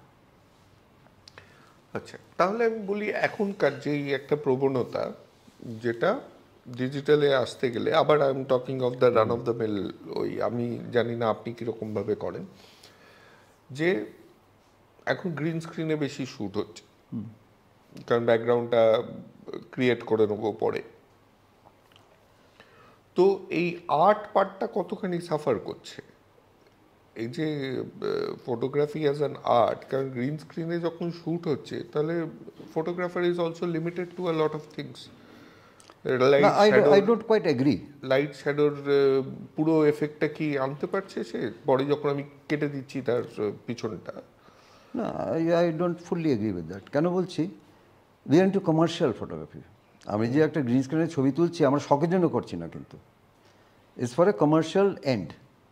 একটা client চাইছে a family shot in front of a beach or a couple in front of a beach, সেই shot আমি করেছি। একটা শাড়ির shoot, হ্যাঁ, শাড়ির shoot যেখানে একজন মডেলকে আমি গ্রিন স্ক্রিনের সামনে নিলাম, পরে তার পিছনে যা খুশি আমি করে দেবো। এবার তার যে শ্যাডোটা এই মডেলের, সেটা তো অনেক সময় পারফেক্ট আসে না, মানে যতখানি আমি এআই দিয়ে করি, যাই দিয়ে করি, টুল দিয়ে করি, তাহলে অত পারফেক্ট আসে না। এই যে লাইট অ্যান্ড শ্যাডোর যে খেলাটা স্টিল ফটোগ্রাফির, আপনি গ্রিন স্ক্রিন বলছেন, আমি তো স্টিল ফটোগ্রাফি করছি, আমি কোনোদিন গ্রিন স্ক্রিন ইউজ করিনি। গ্রিন স্ক্রিন মেনলি ইউজ হয় ফর ভিডিওতে। আজকাল তো হচ্ছে যাতে ডিজিটালে, হ্যাঁ সেটাই কারণ, ফর কমার্শিয়াল রিজনস। আমরা আগে যখন একটা ফ্যামিলি শ্যুট, আমি মৃত্যুঞ্জয়ের সাথেই গিয়েছিলাম, পুরীতে গিয়েছি, একটা ফ্যামিলি শ্যুট করতে হবে, বিচের ছবি সব শট। আমরা তার একদিন আগে পৌঁছেছি, পৌঁছে গিয়ে অন্ধকার থাকতে লোকেশন আগে থেকে সেট করে নিয়েছে, কোথায় সূর্য উঠবে, কোন ডাইরেকশন কি, তারপরে মেকআপটাকে রেডি করে এখানে গিয়ে ছবি তোলা। এখন যদি মেঘ থাকে, আনপ্রেডিক্টেবল, এখন এত খরচা, একটা হোল টিম নিয়ে যাওয়া, 10-12 জন লোকজন নিয়ে ওখানে যা খরচা, ট্রেনে করে যাওয়া, হিউজ এক্সপেন্সেস। এখন আমি যদি একটা ভালো shot of A background pi, beach, তার সাথে আমি যদি লাইটটা ম্যাচ করে স্টুডিওতে গ্রিন স্ক্রিনে করে নিতে পারি, it saves the client a lot of money. So client তো অলওয়েজ চাইবে যে আমার কম খরচায় ভালো আউটপুট আমি কীভাবে পেতে পারি। So there is nothing wrong with, it's a commercial aspect to it. তো digitally we have this advantages, যেটা আগে হতো না।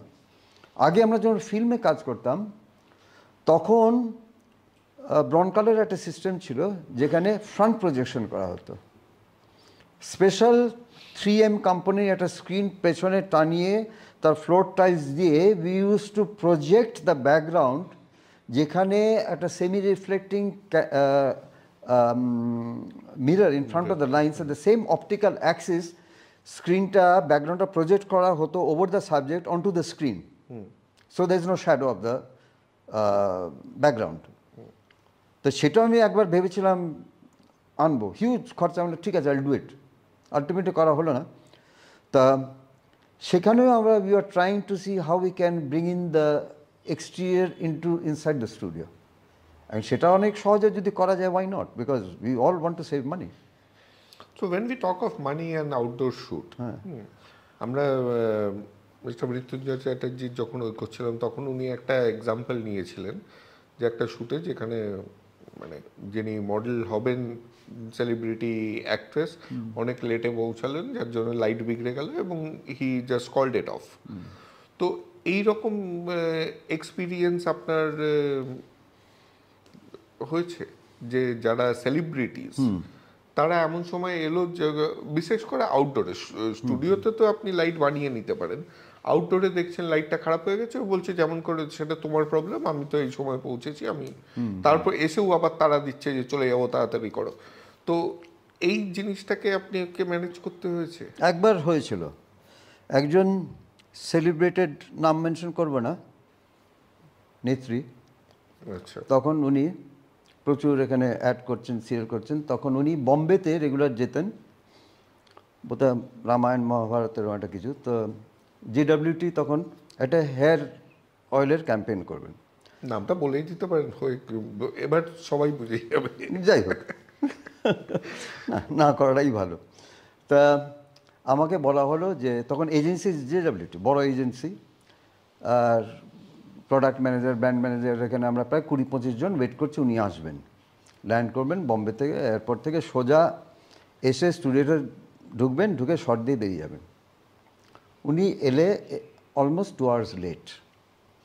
তখন মডেল হট ইন ডিমান্ড, এখন আমরা the lesser mortals will have to be at her mercy. তো এসে যখন স্টুডিওতে ঢুকলেন, not a word of apology, sorry I am late, আচ্ছা অনেক লেট হয়ে গেছে, একটু তাড়াতাড়ি করতে হবে। ঠিক আছে। তার মেকআপের যে ভদ্রমহিলা ছিলেন, ও দেখি মেকআপটা দেখে টেকে, আর হেয়ার যখন তোলা হয় হেয়ার অয়েলে, তখন মানে স্টিলের কথা বলছি, তখন বসানোর পর যেখানে যাতে শিনটা আসে, লাইটটা খুব অ্যাকুরেটলি সেট করতে হয়, চুলটাকে একদম প্রপারলি আঁচড়ে ঠিক ওই টাইমে শটটা নিতে হয়। উনি ওই একটা শট নিলাম, নিয়ে পোলারয়েডটা দেখতে হতো তখন ফিল্মে যে ঠিকঠাক আসছে কিনা, হেয়ারে শিন আসছে কিনা। উনি পোলারয়েড নেওয়ার পরে she could wait in front of the, উনি টুক করে গিয়ে বসে পড়লেন। যখন ক্লায়েন্ট বললো হ্যাঁ ঠিক আছে ভাই, এটা করতে হবে, উনি যখন ব্যাক করলেন, entire hair is gone Messi, আবার তাকে করতে হবে। তারপরে মেকআপের যে মিরারটা হাতে কাছে ছিল না, এই মিরার দেখি কোথায় কি, আমার কাছে ফর প্রোডাক্ট ফর ফটোগ্রাফি কতগুলো রেক্ট্যাঙ্গুলার গ্লাস পিসেস আমার কাছে রাখা থাকে। আমি টু সেভ টাইম আমি একটা বার করে ওনাকে দিলাম। এ মা, ভাঙায় না, celebrity model, she is entitled to make all kinds of comments. এটা যদি বিবেক দাসকে সহ্য করতে হয়, তাহলে আজকের দিনে তো আরও বেড়েছে, at least she had a stature. এখন তো একটা সিরিয়ালের একটা এপিসোডে কেউ পপুলার হয়ে গেলে তার এরকম হয়ে যায়। তো উল্টো দিকটাও আছে, যারা নাম করেনি তারা they get exploited like anything, মানে ফুল শিফটে হয়তো 200 টাকা পেলো তারা ফুল মডেল হিসেবে কাজ করে। তো এই যে ব্যাপারটা, তাহলে তো যারা বাচ্চা ফটোগ্রাফার যারা উঠছে, তারা তো কিছুই করার নেই, তাদেরকে এর মধ্যেই অ্যাকোমোডেট করতে হবে, আবার কাজটা খারাপ হবে তাদেরই বদনাম হবে। রাইট। আচ্ছা, এবার একটু অন্যদিকে আসি। এমন আপনার আজকে যদি জিজ্ঞাসা করি যে আপনার এই লম্বা এক্সপিরিয়েন্সে কোন শ্যুটটা আপনি কোনোদিন ভুলবেন না, মানে আপনি ইউ চেরিশ দ্যাট, তাহলে যদি দুটোর কথা জিজ্ঞাসা করি কোনগুলো? না, অনেক ইন্টারেস্টিং ভালো শ্যুট তো করেছি, তবে দ্য মোস্ট মেমোরেবল, যেটা ভুলবো না এবং আমার মতে যেটা the best still shot that I have taken in my life, হচ্ছে সিটিজেন ওয়াচেস যখন এখানে লঞ্চ হয় ইন্ডিয়াতে, সেটা ক্লায়েন্ট ওয়াজ ইন চেন্নাই, এবং যে আর্ট ডিরেক্টরের কাছে গেল কাজটা, সেও কলকাতারই ছেলে, রুদ্র সেন। ও যখন কলকাতায় JWT-তে ছিল, ওর সাথে প্রচুর কাজ করেছি, and he is one of the few art directors যে ফটোগ্রাফিটা ভালো বুঝতো। Most of the art directors, তারা হয়তো আর্ট কলেজ থেকে পাস করেছে, but there knowledge of photography was rudimentary. তার মধ্যে অনেকে বলতো ভেরি সিলি স্টেটমেন্টস, আচ্ছা তোমার কাছে তো এত রকম সে ফিল্টার আছে, একটা লাগিয়ে দিলে হয় না? তা যাই হোক, বাট এ নিজে ফটোগ্রাফি করতো এবং টুকটাক নিজেও কিন্তু স্টিল লাইফ তুলতো। তো ওর কাছে যখন কাজটা গেল, ও বললো ইন্ডিয়াতে একজনই আছে যে কাজটা করতে পারবে, বিবেক দাস। আমি ওর সাথে কাজ করেছি, and it has to be shot on 4x5 film, 4 inch 5 inch on large format. এবং উনি এলেন, সিটিজেন থেকে দুজন লোক এলো, তারপরে আর কে স্বামী ওয়াজ, বিবিডিও ওয়াজ দ্য এজেন্সি, তার আর্ট ডিরেক্টর, প্রোডাক্ট ম্যানেজার। আমরা 3-4 দিন ধরে এখানে শ্যুট করেছি with all the products here. এবং একটা ছবি আমার স্টুডিওতে লাগানো আছে, ইনস্টাগ্রামের ছবিটা আছে, দেখাতে পারি। ওই একটা ছবি আমার সারাদিন লেগেছে। এবং ওই ছবিটার পেছনে যে গল্পটা 2-3টে ম্যাগাজিনে বেরিয়েছে, 2-3 পেজ আর্টিকেলস অলসো। ওটা একটা বড় প্রিন্ট করে আমি আমার স্টুডিওতে টানানো আছে। এখন যে ইয়াং কোনো ফটোগ্রাফার গেলেও দুটো ঘড়ি, একটা ঘড়ি এই অ্যাঙ্গেলে তুলেছে, একটা ওই অ্যাঙ্গেলে তুলেছে, ব্যাকগ্রাউন্ডটা সুপার ইম্পোজ করে দিয়েছে, কতক্ষণের কাজ, 1 ঘন্টা লেগেছে maximum. It took me full day, and it was shot on film, there is no retouching. এখন বললে কেউ বিশ্বাস করবে না যে it was single shot on, single মানে ফাইনাল অন ফিল্ম। 40খানা ল্যাম্প মানে burst on 7 or 8 lamp heads in total darkness দিতে হয়েছে ফর 1 ফ্রেম। মানে এটা বোঝানো খুব মুশকিল এগুলো, মানে unless somebody is gone through it. একটা অন্ধকার ঘরে বসে আছি, কারণ এই যে ব্রাউন কালারের যে আমি the world's most expensive lighting use করি, ওটা 30-40 বার ফায়ার করার পর ওভারহিট করে ওটা শাটডাউন করে যায় till it cools down internally. ওটা cooling system built in. And মাঝে মাঝে যখন এটা হচ্ছিল, তো আমরা দেখলাম যে এইভাবে করা যাবে না। আমরা টোটাল সেট আপ করার পর, পোলারয়েড ফাইনাল করার পর আমরা অন্ধকারে শ্যুটটা করতাম। কারণ যেই ফ্ল্যাশটা আমরা কাউন্ট করছি, হাউ মেনি ফ্ল্যাশেস, 1, 2, 3 করতে করতে হয়তো 20তে ওভারহিট করে গেল। তখন অন্ধকারে চুপচাপ বসে till the power packs cool down on the own, একটা সিগন্যাল বেরোচ্ছে যে ready for the next burst of shots. এবং ডিফারেন্ট অ্যাঙ্গেলে তুলতে হয়েছে, ডিফারেন্ট এক্সপোজার লেভেলসে তুলতে হয়। তখন ট্রান্সপারেন্সি ফিল্ম তুলতে হলে কী হতো, ওভার আন্ডার করে তুলতে হতো, কারণ ফাইনালি যখন স্ক্যান করে ছাপা হবে কোনটা থেকে বেস্ট রিপ্রোডাকশন হবে, ওই একটা শট আমার সারাদিন লেগেছে। So that was the most challenging shot still life that I have done, and fortunately for a very reputable company. আমি বলতে পারি যে Citizen launch was done by me in Kolkata, like many other launches, and many faces have been launched by me also amongst the models. Moonmoon সেনের first shoot আমি করি। আচ্ছা। নিম toothpaste, তখন ওএনবি, ওগিলসন না ওএনএম ছিল তখন, হ্যাঁ। ওদের যে ওই বিল্ডিংটা, ওখানে একটা সামনে লন ছিল, ওইখানে নিম গাছ ছিল।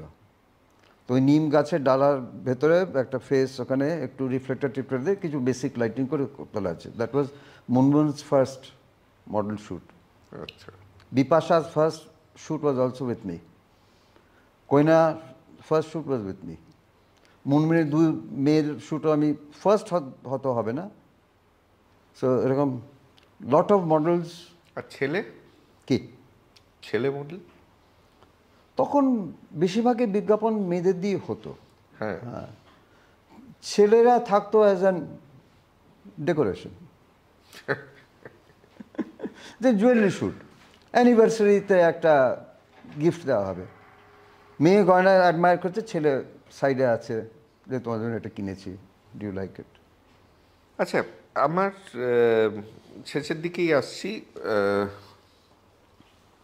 মৃত্যুঞ্জয় চ্যাটার্জি আপনার জন্য একটা প্রশ্ন পাঠিয়েছেন। বিবেক, তোমাকে একটা এই সুযোগে প্রশ্ন করি, কারণ তুমি প্রতিষ্ঠিত হাইটেক ফটোগ্রাফার, টেকনোলজি তোমার হাতের মুঠোয়। In that case the future of photography আমি জানতে চাই, কারণ এআই টেকনোলজি ভীষণভাবে আমাদের জীবনের সব কিছুতে ঝাঁপিয়ে পড়েছে। অবশ্যই ফটোগ্রাফিতে পড়েছে, কারণ এআই যদি সব করে দেয় তাহলে ফটোগ্রাফারের প্রয়োজন। এইখানে তোমার ভাবনাটা কি, প্লিজ যদি আমাদের বলো। এটার একটা সাথে একটা আমারও প্রশ্ন আছে, সেটা হচ্ছে এই 5 স্টারের নতুন একটা ক্যাম্পেইন শুরু হয়েছে, মানে ওদের তো ওই ডু নাথিং এর ওইতে চলে, যেখানে দেখাচ্ছে যে এআই এ শুধু রিডু ইট, মানে পুরো পুরো এজেন্সি বসে আছে শুধু রিডু করতে থাকছে, কারণ এআই পারফেক্টটা দিচ্ছে না। তো বলছে এর থেকে do it manually, do nothing. হ্যাঁ, ওই রিডু করার দরকার পড়বে না। হ্যাঁ, তো এআই হার্ডলি কখনো ফুল ফ্লেজেড ঠিক জিনিসটা দেয়। তো এই যে একটু খুঁত, এটাও ম্যানুয়ালিতেও আসে, কারণ একদম পারফেক্ট তো কখনো কিছু হয় না। তো এআই এর তো লিমিটেশনস এই জায়গাটাতে আছে। আচ্ছা, তাহলে আমরা এআই নির্ভরশীল কতখানি হব at present or in the future? ফিউচারের ব্যাপারটা আমি বলতে পারবো না, কিন্তু আমার পার্সোনাল এক্সপিরিয়েন্স যে আমি অনেক ইন্টিরিয়ার শ্যুট করি, ওই রিয়েল এস্টেট, একটা ডেভেলপার তার একটা মডেল ফ্ল্যাট বা কেউ একটা নতুন ফ্ল্যাট কিনে সেটাকে ইন্টেরিয়র ডিজাইনার দিয়ে সেটা কাজ চলছে, বিফোর হ্যান্ডওভার ডিজাইনার আমাকে বললো যে এখন ক্লায়েন্টকে হ্যান্ডওভার করা হবে, তার আগে কিছু আমাদের ছবি তুলতে হবে। এখন কিছু basic furniture designer with the consulting with the client সেগুলো হয়েছে, কিন্তু দেয়ালে টিভিগুলো নেই। এখন টিভি বসাতে হলে ডিজাইনার বলে তো আমার তো কোনো লোক নেই, ইটস নট অ্যান এজেন্সি। তাহলে দেখো আমার কিন্তু ফটোশপে কোনো স্কিলস নেই, আমি যদি একটা টিভি অন্য কোথা থেকে একটা ছবি তুলে বসাই, it will be very amateurish. আমি বলতাম that you have to do on your own. তো আমি কিছুদিন আগে আমি চেষ্টা করলাম যে দেখি যে একটা টিভি বসানো যায় কি না, জাস্ট রিজেনারেটিভ ফিল্ড যেটা ফটোশপে স্টার্ট করেছে, এত পরপর ভেরিয়েশন এসে গেল, মানে ইট লুকড সো রিয়েল। এটা আমাকে যদি ফিজিক্যালি করতে হতো আমি পারতাম না, যে আবার ফটোশপের মাস্টার তাকে আবার ডাকতে হতো, cost, time, everything. The client was very happy. So in my case worked beautifully. তাকে আমি এক্সট্রা কোনো চার্জ করছিও না, I am giving an additional service. তখন যখন যেখানে কোনো টিভি নেই, হয়তো একটা 3টে বেডরুমের একটা অ্যাপার্টমেন্টে শ্যুট হলো, কোনোটাতেই টিভি নেই, কিন্তু এত সুন্দর অ্যাঙ্গেল ম্যাচ করে টিভিগুলো বসিয়ে দেয় AI. It's a tool which is I'm using to my advantage. It saves time and money for everyone. So you are in for AI, মানে Of course. কিন্তু AI cannot replace my work. যেমন আমি সামনের সপ্তাহে যাচ্ছি, hotel হিন্দুস্তানের entire chain আমি shoot করছি ফর দ্য লাস্ট 40 years. বেনারসের যে প্রপার্টিটা আছে, যখন সেটা শুরু হয়, শুরু থেকে মিস্টার চ্যাটার্জির সাথে আমি ওখানে গিয়ে ছবি তুলছি, থটশপ যখন এজেন্সি ছিল। এভরি 2-3 years ওদের কিছু ডেকর চেঞ্জ হয়, কার্টেন্স, কিছু বাথরুমের ফিটিংস চেঞ্জ হয়। এখন ওইগুলো আমাকে রেগুলারলি অল দ্য প্রপার্টিজ, কলকাতায়, ভুবনেশ্বর, সেটাও আমাদের নেক্সট মান্থ যেতে হবে। ও right round the year, every 2 years আমাকে ওগুলো রেগুলারলি গিয়ে শ্যুট করতে হয়। এখন চেঞ্জেস তো এআই দিয়ে হবে না। আমার একটা নতুন সুইমিং পুলের পাশে একটা নতুন বার করা হয়েছে, যে ভুবনেশ্বর শ্যুট করা, AI can't do that. I have to physically shoot that product. আমি মে জুন মাসে 2 মাস ধরে আমি বিড়লা সিমেন্ট, ওদের 4টে সিমেন্ট ফ্যাক্টরি, মানে এনজয় ইন্ডাস্ট্রিয়াল শ্যুটস। লোকে ভাবে how can you enjoy in the bright sun, ঘেমে নেয় লোকে অস্থির। I don't know, I enjoy it. কোথায় একটা লোহার সিঁড়ি বেয়ে, যেখানে কোনো এলিভেটর নেই, 3-4টে ফ্লোর বেয়ে, মাথায় হেলমেট পরে গরমের মধ্যে, এআই ক্যানট ডু দ্যাট। কারণ ওইখানে প্লান্টের যে লোকেশন, তার যে মেশিনারি, যা কীভাবে সিমেন্ট তৈরি হচ্ছে, তার কীভাবে লাইমস্টোন কোয়ারি থেকে লাইমস্টোন ভাঙা হচ্ছে, আমাকে তো অ্যাকচুয়ালি তুলতে হবে। একটু চেঞ্জ করছি, আপনি বললেন বলে, এই বয়সে ইন্ডাস্ট্রিয়াল শুটস নিয়ে ফিট রাখেন কীভাবে? মানে রেগুলার জিম কিংবা? I have my own multi gym. আচ্ছা, রেগুলার করেন? রেগুলার না হলেও চেষ্টা করি, এবং একটা আগাগোড়াই ছিল। And staying fit was always in my mind. আমি যখন স্কুলে ছিলাম তখন টেনিস খেলতাম, সাঁতার কাটতাম অ্যান্ডারসন ক্লাবে, সাউথ ক্লাবে তো টেনিস খেলত, বাবা প্রত্যেক রোববার দিন আমাকে নিয়ে যেতেন ওখানে। তারপরে ধরুন এক্সেলারাই জয়েন করলাম, ওখানে আমাদের টেনিস কোর্ট ছিল, ওখানে টেনিস খেলতাম। গ্রামফোন কোম্পানি যখন জয়েন করলাম, I was in the Gramophone Company Merchants Cup rowing team, rowing করেছি। ইন্ডিয়াতে যখন বুলওয়ার্কার বলে একটা বস্তু যখন লঞ্চ হলো, আমি সেই বুলওয়ার্কার কিনেছিলাম। তারপরে চেস্ট এক্সপ্যান্ডারের যে স্প্রিংস থাকে সেগুলো জিকে স্পোর্টস থেকে বাবাকে বললাম একটা কিনে দিয়েছিলেন। তারপর চার্লস অ্যাটলাসের নাম শুনেছেন কি জানি না, isometric exercises.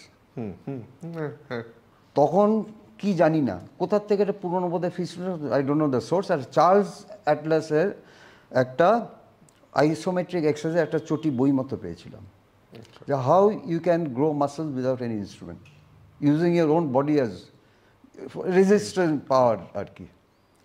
The staying fit was always something my mind. So for the next generation, মানে ফটোগ্রাফার, তার কতখানি ফিটনেস দরকার পড়ে? কারণ ফিজিক্যাল ফিটনেস মানে চেস খেলাতেও আমরা দেখছি এখন কত ফিজিক্যাল ফিটনেস দরকার পড়ছে। অ্যাজ আ ফটোগ্রাফার তার কতখানি ফিজিক্যাল ফিটনেসের উপরে গুরুত্ব দেওয়া উচিত? অলওয়েজ অলওয়েজ ফটোগ্রাফার না হলেও ফিজিক্যাল ফিটনেস গুরুত্ব দেওয়া উচিত। ফটোগ্রাফার বলছি প্রফেশনে কতখানি লাগে, কারণ with a back ache I am sure nobody will be able to take good photographs. আমি যখন গ্রামফোন কোম্পানিতে চাকরি করি, প্রথমত ওরা ট্রান্সপোর্ট দেয়নি, আমি বাসে করে 47 বাস করে যাওয়া আসা করতাম। একদিন গড়িয়াট মোড়ে বাসটা এত জোরে ব্রেক করলো যে আমি পড়লাম, আমার পেছনে আরও 10-12 জন লোক পড়লো। তারপরে প্রচণ্ড ব্যাক এক, তারপরে এক্সরে করে দেখা হলো headline crack in the spinal column. তারপর তো বেল্ট ফেল্ট পরে অনেক কিছুই করা হতো। ওই মাঝে মাঝে ব্যাক পেন হতো, বেল্ট পরতে হতো। বছর 5-6 আগে ওই প্ল্যাঙ্ক একটা এক্সারসাইজ ফ্রি হ্যান্ড, যেটা আমি দেখলাম অনেকে বলছে রেকমেন্ডেড। আমি যেই প্ল্যাঙ্ক করা স্টার্ট করেছি, লাস্ট 6-7 ইয়ার্স আমার কোনো ব্যাক কিক হয়নি, and I do it regularly.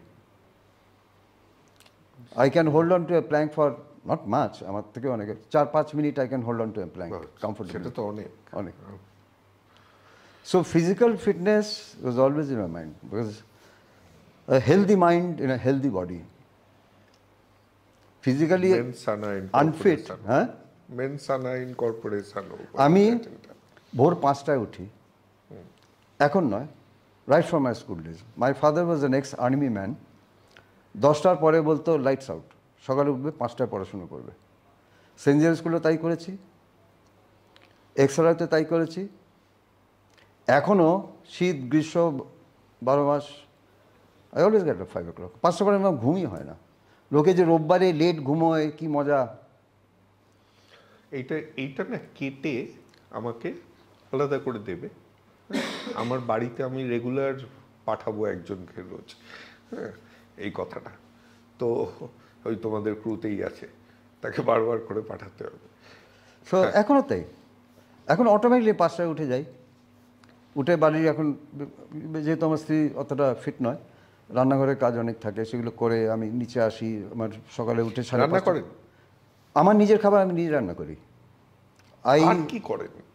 না, রান্না মানে সেরকম কিছু না, আমার কিছু ওই চানা টানা টাইপের জিনিস, অয়েল ফ্রি আমি খাই, বয়েলড ভেজিটেবলস খাই, ফ্রাইড স্টাফ একেবারে অ্যাভয়েড করি, চিনি খাই না।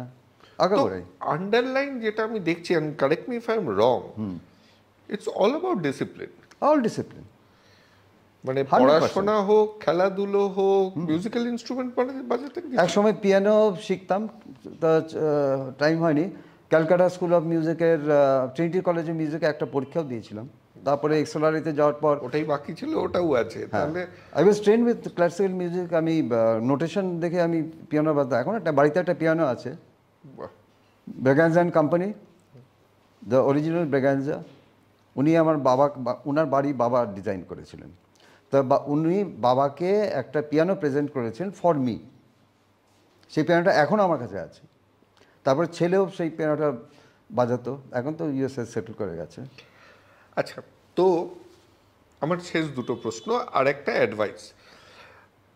একটা হচ্ছে, এতদিন ধরে এত ছবি তুলে আপনি মানুষ পছন্দ করেন নাকি নির্জীব অবজেক্ট পছন্দ করেন? নির্জীব, ডেফিনেটলি। কারণ মানুষ is very unpredictable, specially models বলছি। খুব এক্সপিরিয়েন্স মডেল থাকলে আমি জানি, তাকে যদি একটু ব্রিফ দেখাই, তার এক্সপিরিয়েন্স থাকে, সেন জানি যে কোন অ্যাঙ্গেলটা তার ভালো, কোন সময় স্মাইলটা দিতে হবে। তাকে যদি আমি বলি part your lips a little more, I don't want the lips parted, smile a little less, আমি জানি তার সাথে আমার যদি কমিউনিকেশন লেভেলটা হয় আই গেট গুড শর্টস। কিন্তু অনেক সময় অনেক নতুন মডেল নিয়ে কাজ করতে হয় এবং তখন একটু অসুবিধা হয়, তখন কিছুতেই হচ্ছে না, তখন একটা মানে ইরিটেশন লেভেল এসে যায়, আই ডোন্ট এক্সপ্রেস ইট, তখন I don't like it. Whereas still life যদি আমার মডেল হয়, আমি তাকে যেভাবে খুশি যতক্ষণ ধরে বসে লাইট করতে পারি। এবার last question from my side. আমরা শুরু করেছিলাম এনহান্সমেন্ট দিয়ে। এই সারা জীবন এই এনহান্সড একটা জিনিস পরিবেশন করতে করতে নিজের জীবনে যখন we have come to know a lot of things about your life, how you live your life, কিন্তু ছোট ছোট জিনিসগুলোতেও তো আসে যে একটা লার্জার দ্যান লাইফ জিনিস অ্যাকসেপ্ট করার প্রবণতা এসে যায় না? যেমন I don't know if you drink, কিন্তু মানে সেইখানেও the best quality probably single malt. আমি সেখানে আমি বলবো wherever মানে যখনই প্রশ্ন উঠেছে to improve the quality of my output, I always bot the best of equipment. আমি রোলিফ্লেক্স দিয়ে স্টার্ট করেছি, তারপরে লাইকা, আমার 3টে হ্যাসেলব্লাড আছে, 3টে সিনার আছে, এক একটা ব্রাউন কালারের পাওয়ার প্যাক এখন কিনতে গেলে আপনার minimum 20 lakhs each. But I never wear branded clothes. কেউ যদি বলে নাইকি, আমি বলি why should I advertise anybody's product free? Nike যদি আমাকে অ্যাপ্রোচ করে এত লাখ টাকা দিতে রাজি আছে, আই মাইট কনসিডার। আমি রেডিমেড ক্লোথস পরি না, এই যে প্যান্টটা পরি সেটা সব স্টেজ সব সস্তা হয়, ফিটস মি বেটার। আমি এক্সপেন্সিভ ফোন ইউজ করি না।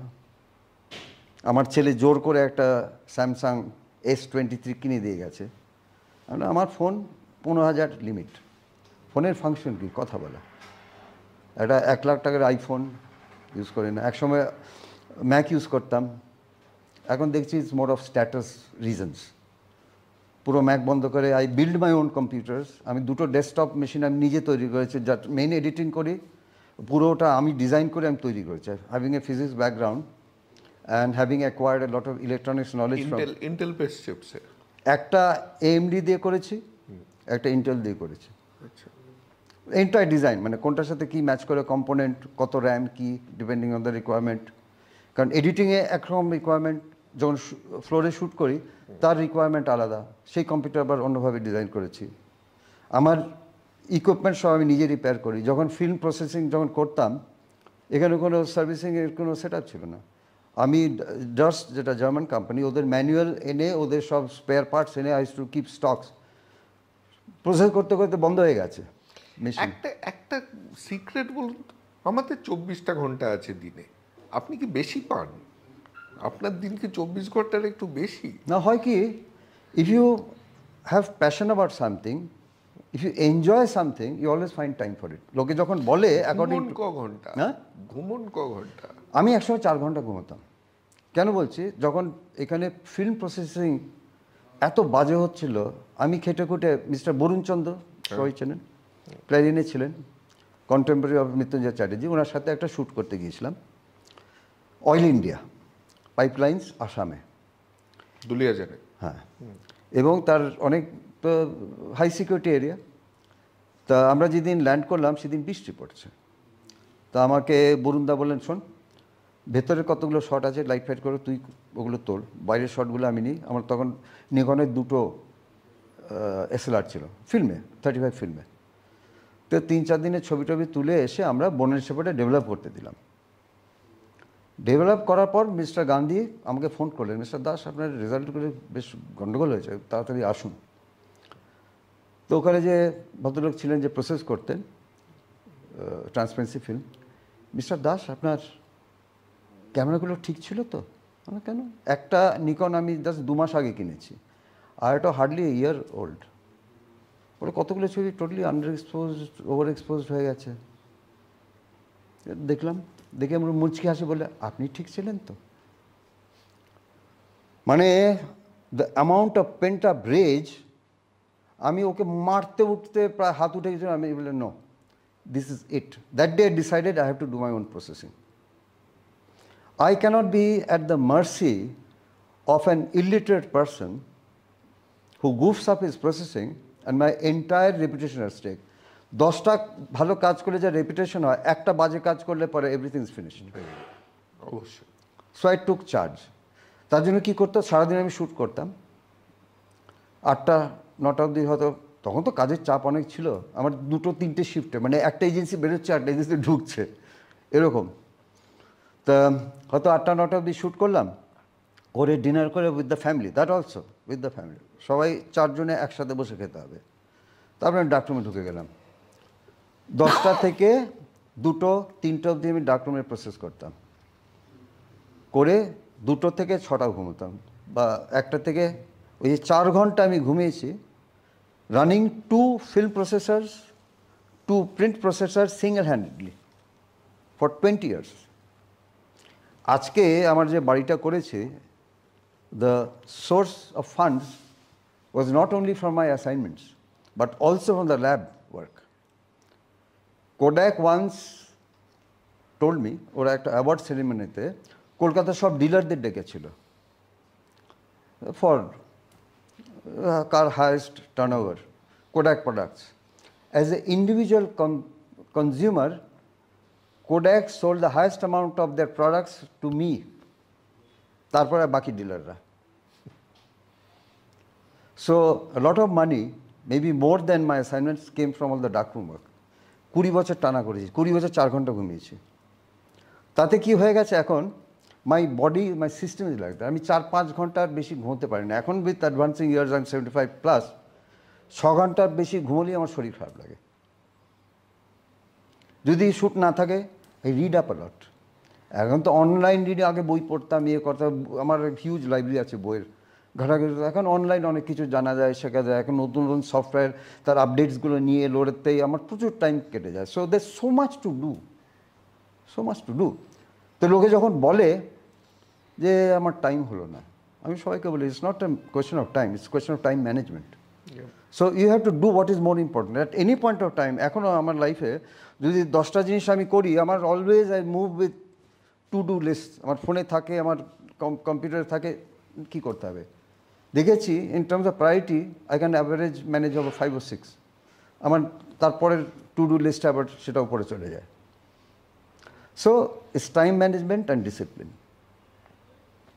আর খাবার দাবার ব্যাপারে আই ড্রিঙ্ক, ইয়েস, সোশ্যালি কেউ বসলো, কারোর সাথে মৃত্যুঞ্জয়ের সাথে হয়তো বসলাম, বা সাম ফ্রেন্ডস, একটা সেলিব্রেশন হলো, কিছু হলো, so yes I am there, but on a regular basis no. কারণ a drink numbs your brain, you can't work. And এখন তো বলছে যে cancer, one of the causes alcoholism, যেটা আগে বলতেন, আগে বলতো drink in the evening relaxes your muscles, হ্যাঁ বাট এনিওয়ে ডাক্তার পরে হয়তো আবার হ্যাঁ, ডিম এক সময় খুব খারাপ ছিল, আবার এখন ডিম খাওয়া খুব ভালো। সো এগুলো হতেই থাকে, বাট ডিসিপ্লিন অ্যান্ড মানে যেটা থিঙ্ক হাই। আর আমার বাকি কোনো শখ নেই। আমাকে এক ক্লায়েন্ট বলেছিল, আচ্ছা mister Das, at your profile you should be driving a BMW. আরে yes, I can afford a BMW, 75 lakhs।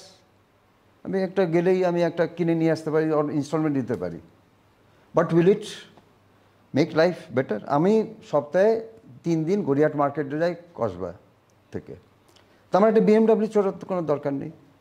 আমি যেটা অফিসে যাই, আই এনজয় ড্রাইভিং, কারণ একটা মিটিংয়ে গাড়ি নিই না, কারণ আমাকে পার্ক করবো, তাই আমি একটা ওলা উবার নিয়ে চলে যাই।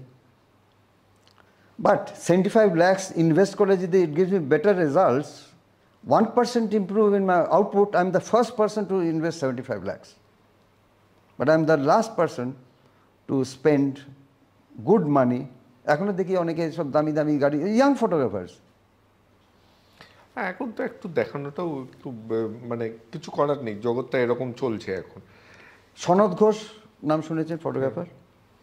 তা সব ফটোগ্রাফার আমার কাছে অ্যাডভাইসের জন্য আসতো। তো সনদ একদিন বলল, দেখতে আমি ভাবছি একটা সিনার কিনবো, প্রোডাক্ট ফটো খুব ভালো কথা। তো আমি তখন সিনারের এজেন্ট, আমি তোমাকে একটা ভালো ডিসকাউন্ট পাইয়ে দেবো, because I am one of the agents.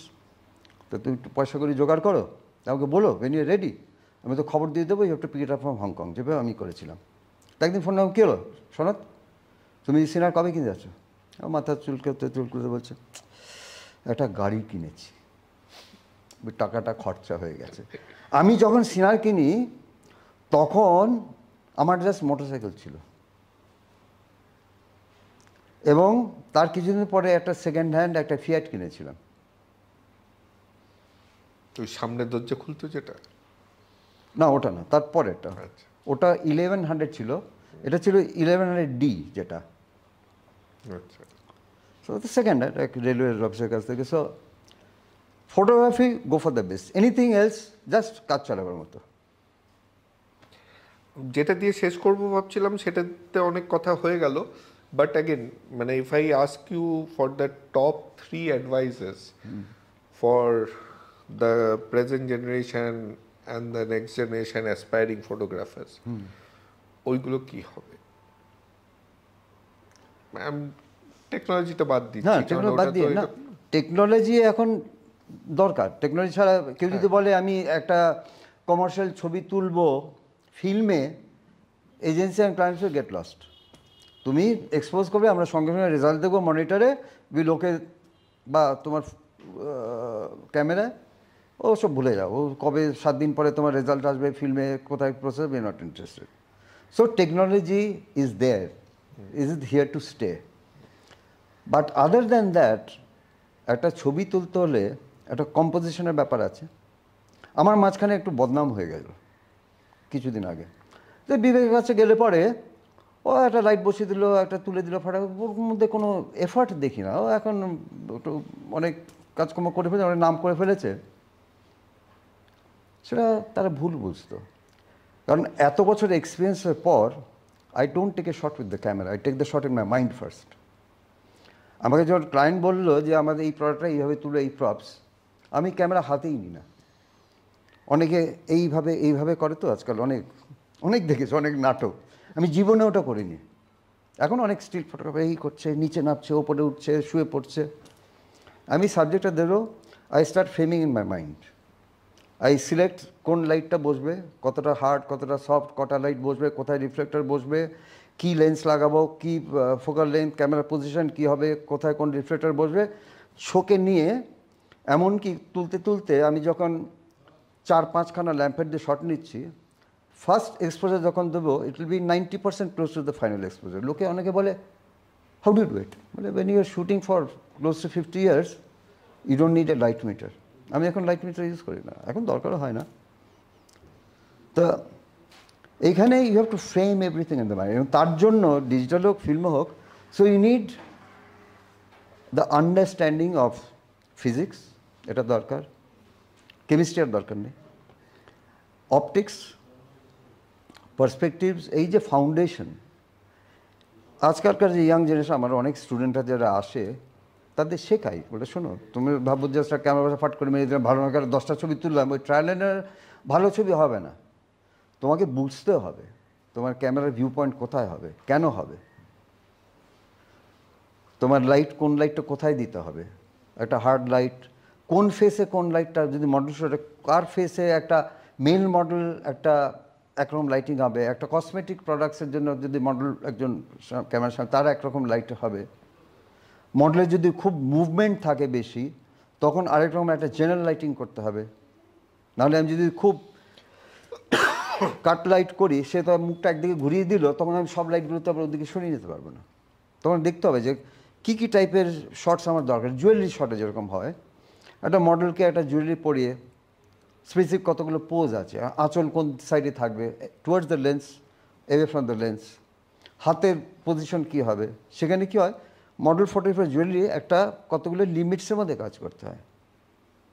সেখানে আবার দুটো মডেল যখন আসে, তখন আমার লাইটিং চেঞ্জ করতে হবে, তখন অন্য মডেল অন্য লাইটে চলে গেলো, কোনটা কী লাইট, কোনটা, লট অফ থিংস, যেখানে ডিজিটালি হোক বা ইয়ে হোক, লাইটটাকে স্টাডি করতে হবে।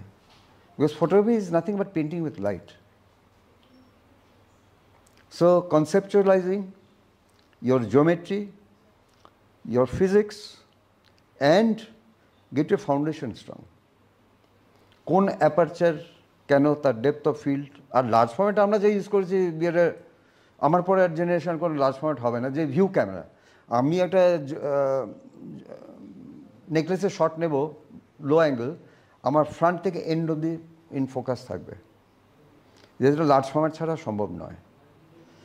এখন ক্লায়েন্টরা প্রোডাক্ট শ্যুট আমার কাছেই আসে জুয়েলারি, কারণ বাকি যারা লার্জ ফরম্যাট ইউজ করে না তাদের গয়না এখানটা ফোকাস হলো তো ওটা আউট অফ ফোকাস, তারা চালিয়ে দেয়, না না এটা ক্রিয়েটিভ বলেন তো, আপনার মেন লকেট এরিয়াটা ফোকাস, একটা আউট অফ ফোকাস দেখুন কত সুন্দর লাগছে দেখতে।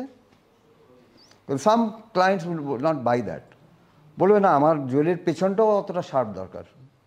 তখন কী করতে হবে, সফটওয়্যারে এখন ফোকাস ট্র্যাকিং হয়, একটা জুয়েলারি 5টা 6টা 7টা ফ্রেম হবে অ্যাট ডিফারেন্ট ফোকাল পয়েন্টস, সেটা কম্পিউটারে কম্বাইন করতে হবে। ওই একটা শট নিতে আমার 15 মিনিট টাইম লাগবে। আমি ক্লায়েন্টকে যদি বলি তোমার একটা গয়না, আমার সোনি ক্যামেরা আছে, আমার ভিউ ক্যামেরা নেই বিবেক দাসের মতো, তো আমার একটা গয়না যদি এন্ড টু এন্ড ফোকাস চাই 15 থেকে 20 মিনিট টাইম দিতে হবে। সে বলল গো টু হেল, আমার অত টাইম নেই, আমার 2 ঘন্টায় আমার 15টা কি 20টা শট তুলে দিতে হবে গয়না, পারলে পারো, না পারলে with go to hell.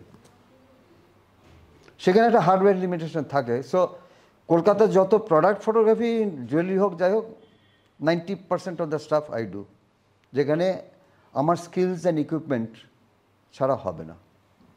But the other areas যেখানে it's not equipment dependent, knowledge of lighting, knowledge of composition, study of textures. একটা ফুড শট নিতে হলে লাইটটা কোথায় থাকবে, এখন যে ইনস্টাগ্রামে অনেক ছবি হয় ক্যামেরা টপে চলে গেল, অল ইনস্টাগ্রাম ফুড শট দিক টপে, একটা বোল অফ রাইস তার যে হাইটটাই আমি পাচ্ছি না, একটা সুপার যেরকম দেখতে একটা বোল অফ রাইসে ওরকমই দেখতে, এটাই নাকি ইনস্টাগ্রামে চলে, চলে, আই এম নট ইন্টারেস্টেড। ছোটবেলায় শুনেছিলাম তাজমহলটাকে যদি এরিয়ালি তুলি তাহলে ক্যারাম বোর্ডের মতন দেখতে লাগবে, রাইট। তো ওইটাই আপনার কথা শুনে মনে পড়লো। আচ্ছা, লাস্টটা আমার কনফিডেন্সের জন্য হঠাৎ মনে পড়লো, আপনার কি ছোটবেলাও চশমা ছিল? হ্যাঁ, আমার ক্লাস বোধহয় 2-3 থেকে চশমা। তো কোথাও গিয়ে চোখে চালছে পড়েছে আপনাকে? হ্যাঁ, হয়ে গেছে, আমার ক্যাটারাক্ট সার্জারি দুটো চোখে হয়ে গেছে বোধহয় 2006-এ। তো আপনার তো চোখের কাজ, তো আমার যেমন প্রগ্রেসিভ লেন্স লাগাতে বলছে গত 4 বছর ধরে, আমি শুধু ড্রাইভ করি বলে কনফিডেন্স পাচ্ছি না যে এই প্রগ্রেসিভ লিখবো। এখনো যা করি, পড়ার সময় চশমাটা খুলে পড়ি, আবার পড়ি। না, এটা প্রোগ্রেসিভ আছে, আমি চশমাটা বলছি প্রোগ্রেসিভ, কোনো অসুবিধা হয় না। তা এখন ডিজিটাল হতে আগে যেমন আমরা ফিল্মে ছবি তুলতাম, স্পেশালি অন এ সিনার, আমাদের গ্রাউন্ড গ্লাসে ফোকাস করতে হতো। মানে আগে যে ছিল না, আমরা প্লেট ক্যামেরা ইউজ হতো, কালো কাপড় দিয়ে কভার করতে হতো, গ্রাউন্ড গ্লাসের ইমেজটা এত ডিম। সিনার যখন এলো মডার্ন, তখন সেখানেও কিন্তু গ্রাউন্ড গ্লাসে, কিন্তু তখন একটা র্যাপ অ্যারাউন্ড একটা ভিউ ফাইন্ডার মতো ছিল, ওই কাট আউট এক্সট্রেনিয়াস লাইট, তখন গ্রাউন্ড গ্লাসে ক্যামেরার লেন্সটা এগিয়ে পিছিয়ে এগিয়ে, you hope you get the correct focus. তখন মোটামুটি করতে পারতাম, এখন এই চোখ নিয়ে পারবো না, আর এখন প্রয়োজন নেই। এখন তো digitally you can set the focus. সিনারের একটা সিস্টেম ছিল যে 2টো পয়েন্ট সেট করে দিলে ফোকাস। তো এই ট্রানজিশনে আপনাকে কোনোদিন কোনো অসুবিধা? না, আমাকে যদি ফিল্মে তুলতো তো এখন তাহলে অসুবিধা হতো না। যখন চেঞ্জ করলেন, যখন এই প্রোগ্রেসিভে এলেন, যখন মাইনাস পাওয়ার থেকে, তখন কিছুদিন লাগেনি, অসুবিধা হয়নি আপনার? প্রোগ্রেসিভে একটু অসুবিধা হয়েছে। তখন আমি বোধহয় কলকাতায় ফার্স্ট, বোধহয় এই পার্ক স্ট্রিটে লরেন্স অ্যান্ড মেও, ওরাই বোধহয় ফার্স্ট স্টার্ট করলো। হ্যাঁ, তো এইখানে করেছিলাম প্রথম তো খুবই অসুবিধা হয়েছে, সে তো অনেক বছর আগে। তো এখনও প্রোগ্রেসিভ, তবে এখন যখন এডিটিং করি, এখন তো এডিটিং একটা তো বেসিক করতেই হয়, স্পেশালি ইন্টিরিয়ার তুললে অনেক সময় যেগুলো লাইট বসিয়ে হয় না, সফটওয়্যারে যা দারুণ ইমপ্রুভমেন্ট করা যায়, তখন আমার ওই কম্পিউটারের ডিস্টেন্স মেজার করে একটা স্পেশাল চশমা আছে জাস্ট ফর এডিটিং। আচ্ছা, ওইটা ইউজ করি। But other than that I am most of the time using a progressive for all my ড্রাইভও করছি, করছি সব। ঠিক আছে, আজকে আপনার অনেক সময় নিলাম, আপনার তো অন্য জায়গায় যেতেও হবে, তো অনেক কিছু শিখলাম। মেইন যেটা শিখলাম সেটা হচ্ছে 24টা ঘন্টা কীভাবে ইউজ করা যায়। আপনার ফটোগ্রাফি তো আর এইখানে বসে শেখা সম্ভব না, আর আমার সেই বয়স পেরিয়ে গেছে। তো একটা অনুমতি চেয়েই নেব, সেটা হচ্ছে হয়তোবা আমরা আপনার কাছে আরেকবার ফিরবো যে টিপস দেওয়ার জন্য আরেকটু ডিপে গিয়ে, কারণ মিস্টার চ্যাটার্জিও বলেছেন যে ছবি তুলতেও ভালোবাসেন, অন্যদেরকে শেখাতেও ভালোবাসে। তো যাতে পরের প্রজন্মকে কিছু শেখাতে পারি, সেটা আমার স্টুডিওতে করা যেতে পারে, তাহলে সেখানেই করব। হ্যাঁ, করলে তাহলে একটা আইডিয়া হবে। তো সেই জায়গাটাতে ওই একটা অনুমতি নিয়ে ডেফিনেটলি সেটা আই বি ভেরি হ্যাপি, সেটা যদি করতে পারি, because I believe in knowledge is to be shared. কলকাতায় একসময় আপনাকে বলছি, মানে বলার তো অনেক কিছুই থাকে, ও বাবা 1:30 বাজতে চললো। এক সময় ফুজি যখন একটা এমালশন বার করে ভেলভিয়া, সব ম্যাজেন্টা কাস্ট হচ্ছে, সব ল্যাপটপ, সবাই কান্নাকাটি করছে, যারা কলকাতায় নিজেরও 2-1 প্রসেস করতো। আমি কি করলাম, কোডাকের ম্যানুয়াল ঘেটে ঘেটে ঘেটে তখন দেখলাম যে E6 প্রসেস, যেটা ট্রান্সমিসিবল প্রসেস, সেখানে কালার ডেভেলপারে পিএইচ ভ্যালুটা কমালে এত % সোডিয়াম হাইড্রোক্সাইড এত লিটার অ্যাড করলে ইউ ক্যান কারেক্ট করে করে করে আই পারফেক্টেড। তো আমাকে অনেক ফটোগ্রাফার ইনক্লুডিং সনাত বলে, বিকৃত এরকম আমাদের ম্যাজেন্টা হচ্ছে, আপনার হচ্ছে না, কেন হচ্ছে না, আমরা এইভাবে হচ্ছে না। তা আমি বললাম, বলে বাহ, এখন সুন্দর রেজাল্ট। আমার স্ত্রী বললো, শোনো তোমার কী দরকার ছিল, তোমার ট্রেড সিক্রেট? না, he is a photographer, if I can help him I feel happy. আর আজকে যদি আমি ভুলভাল বলি, তারপরে যখন ও ট্রু খবরটা পাবে, তখন হিল কার্স মি যে লোকটা আমাকে মিসলিড করেছে। ভাই, কোলাবোরেশনে কাজ বাড়ে, এটা বাংলায় বোঝানোটা একটু যতই করিবে দান তত যাবে বেড়ে, এটা কথা। I believe in all the proverbs, honest is the best policy, এরকম অনেক বাবার কাছ থেকে শুনেছি, দে স্টিল হোল্ড ট্রু। তো আমাদের সাথে কথা বলে কেমন লাগলো? দারুণ, এরকম ফ্রিলি বলতে পারলাম, একটা সুযোগ পেলাম। আরও অনেক ইন্টারভিউ দিয়েছে, কাহন মিডিয়াতে আমার কতগুলো ইন্টারভিউ হয়তো দেখবেন স্টুডিওতে নেওয়া হয়েছিল। কিছু তো আমরা রিসার্চ করার সময়ও দেখেছি। তো আমাদেরও দারুণ লাগলো, অনেক কিছু শেখা গেল। আর এখনও আমার সেই কাজের যে এনার্জিটা এখনও আছে, আই এম গ্রেটফুল, যে মানে থ্যাঙ্কফুল রাদার, যে এখনও every day I get up in the morning, আজকে এই ইন্টারেস্টিং কাজটা আছে, how can I do it better, আর একটু বেটার কী করা যায়। অলওয়েজ মানে স্ট্রাইভিং ফর এক্সেলেন্স শেখার আছে, যে আপনার মানে ওল্ড বলবো না, কিন্তু এই বয়সেও তো পৌঁছেছেন, ওর তো বটে 75+, একটা নম্বর তো পেয়েছেন। তো সেই নম্বরটা পৌঁছানোর পরেও যে এইরকম এনার্জি, এইরকম ডেডিকেশন থাকতে পারে, ওটাই আমাদেরকে এগিয়ে চলার রসদ দেবে। তো আজ এত অবধি। আবার যেটা, কারণ এটাতে আমার বলতে ভুলে যাই, কারণ আমি যখন শুরু করেছিলাম আমি বাই ডিফল্ট ধরেই নিয়েছিলাম আপনারা করবেন, কিন্তু কেন জানি না বলতে বাধ্য হচ্ছি, আমার টিম বলছে বারবার করে বলতে, রোজই ভুলে যাই। এটাও শেষে বলছি, এগিয়ে দেবে কেটে ওরা, যে প্লিজ চ্যানেলটাতে সাবস্ক্রাইব করুন, আর বন্ধুদের বলুন সাবস্ক্রাইব করতে। ধন্যবাদ। ধন্যবাদ।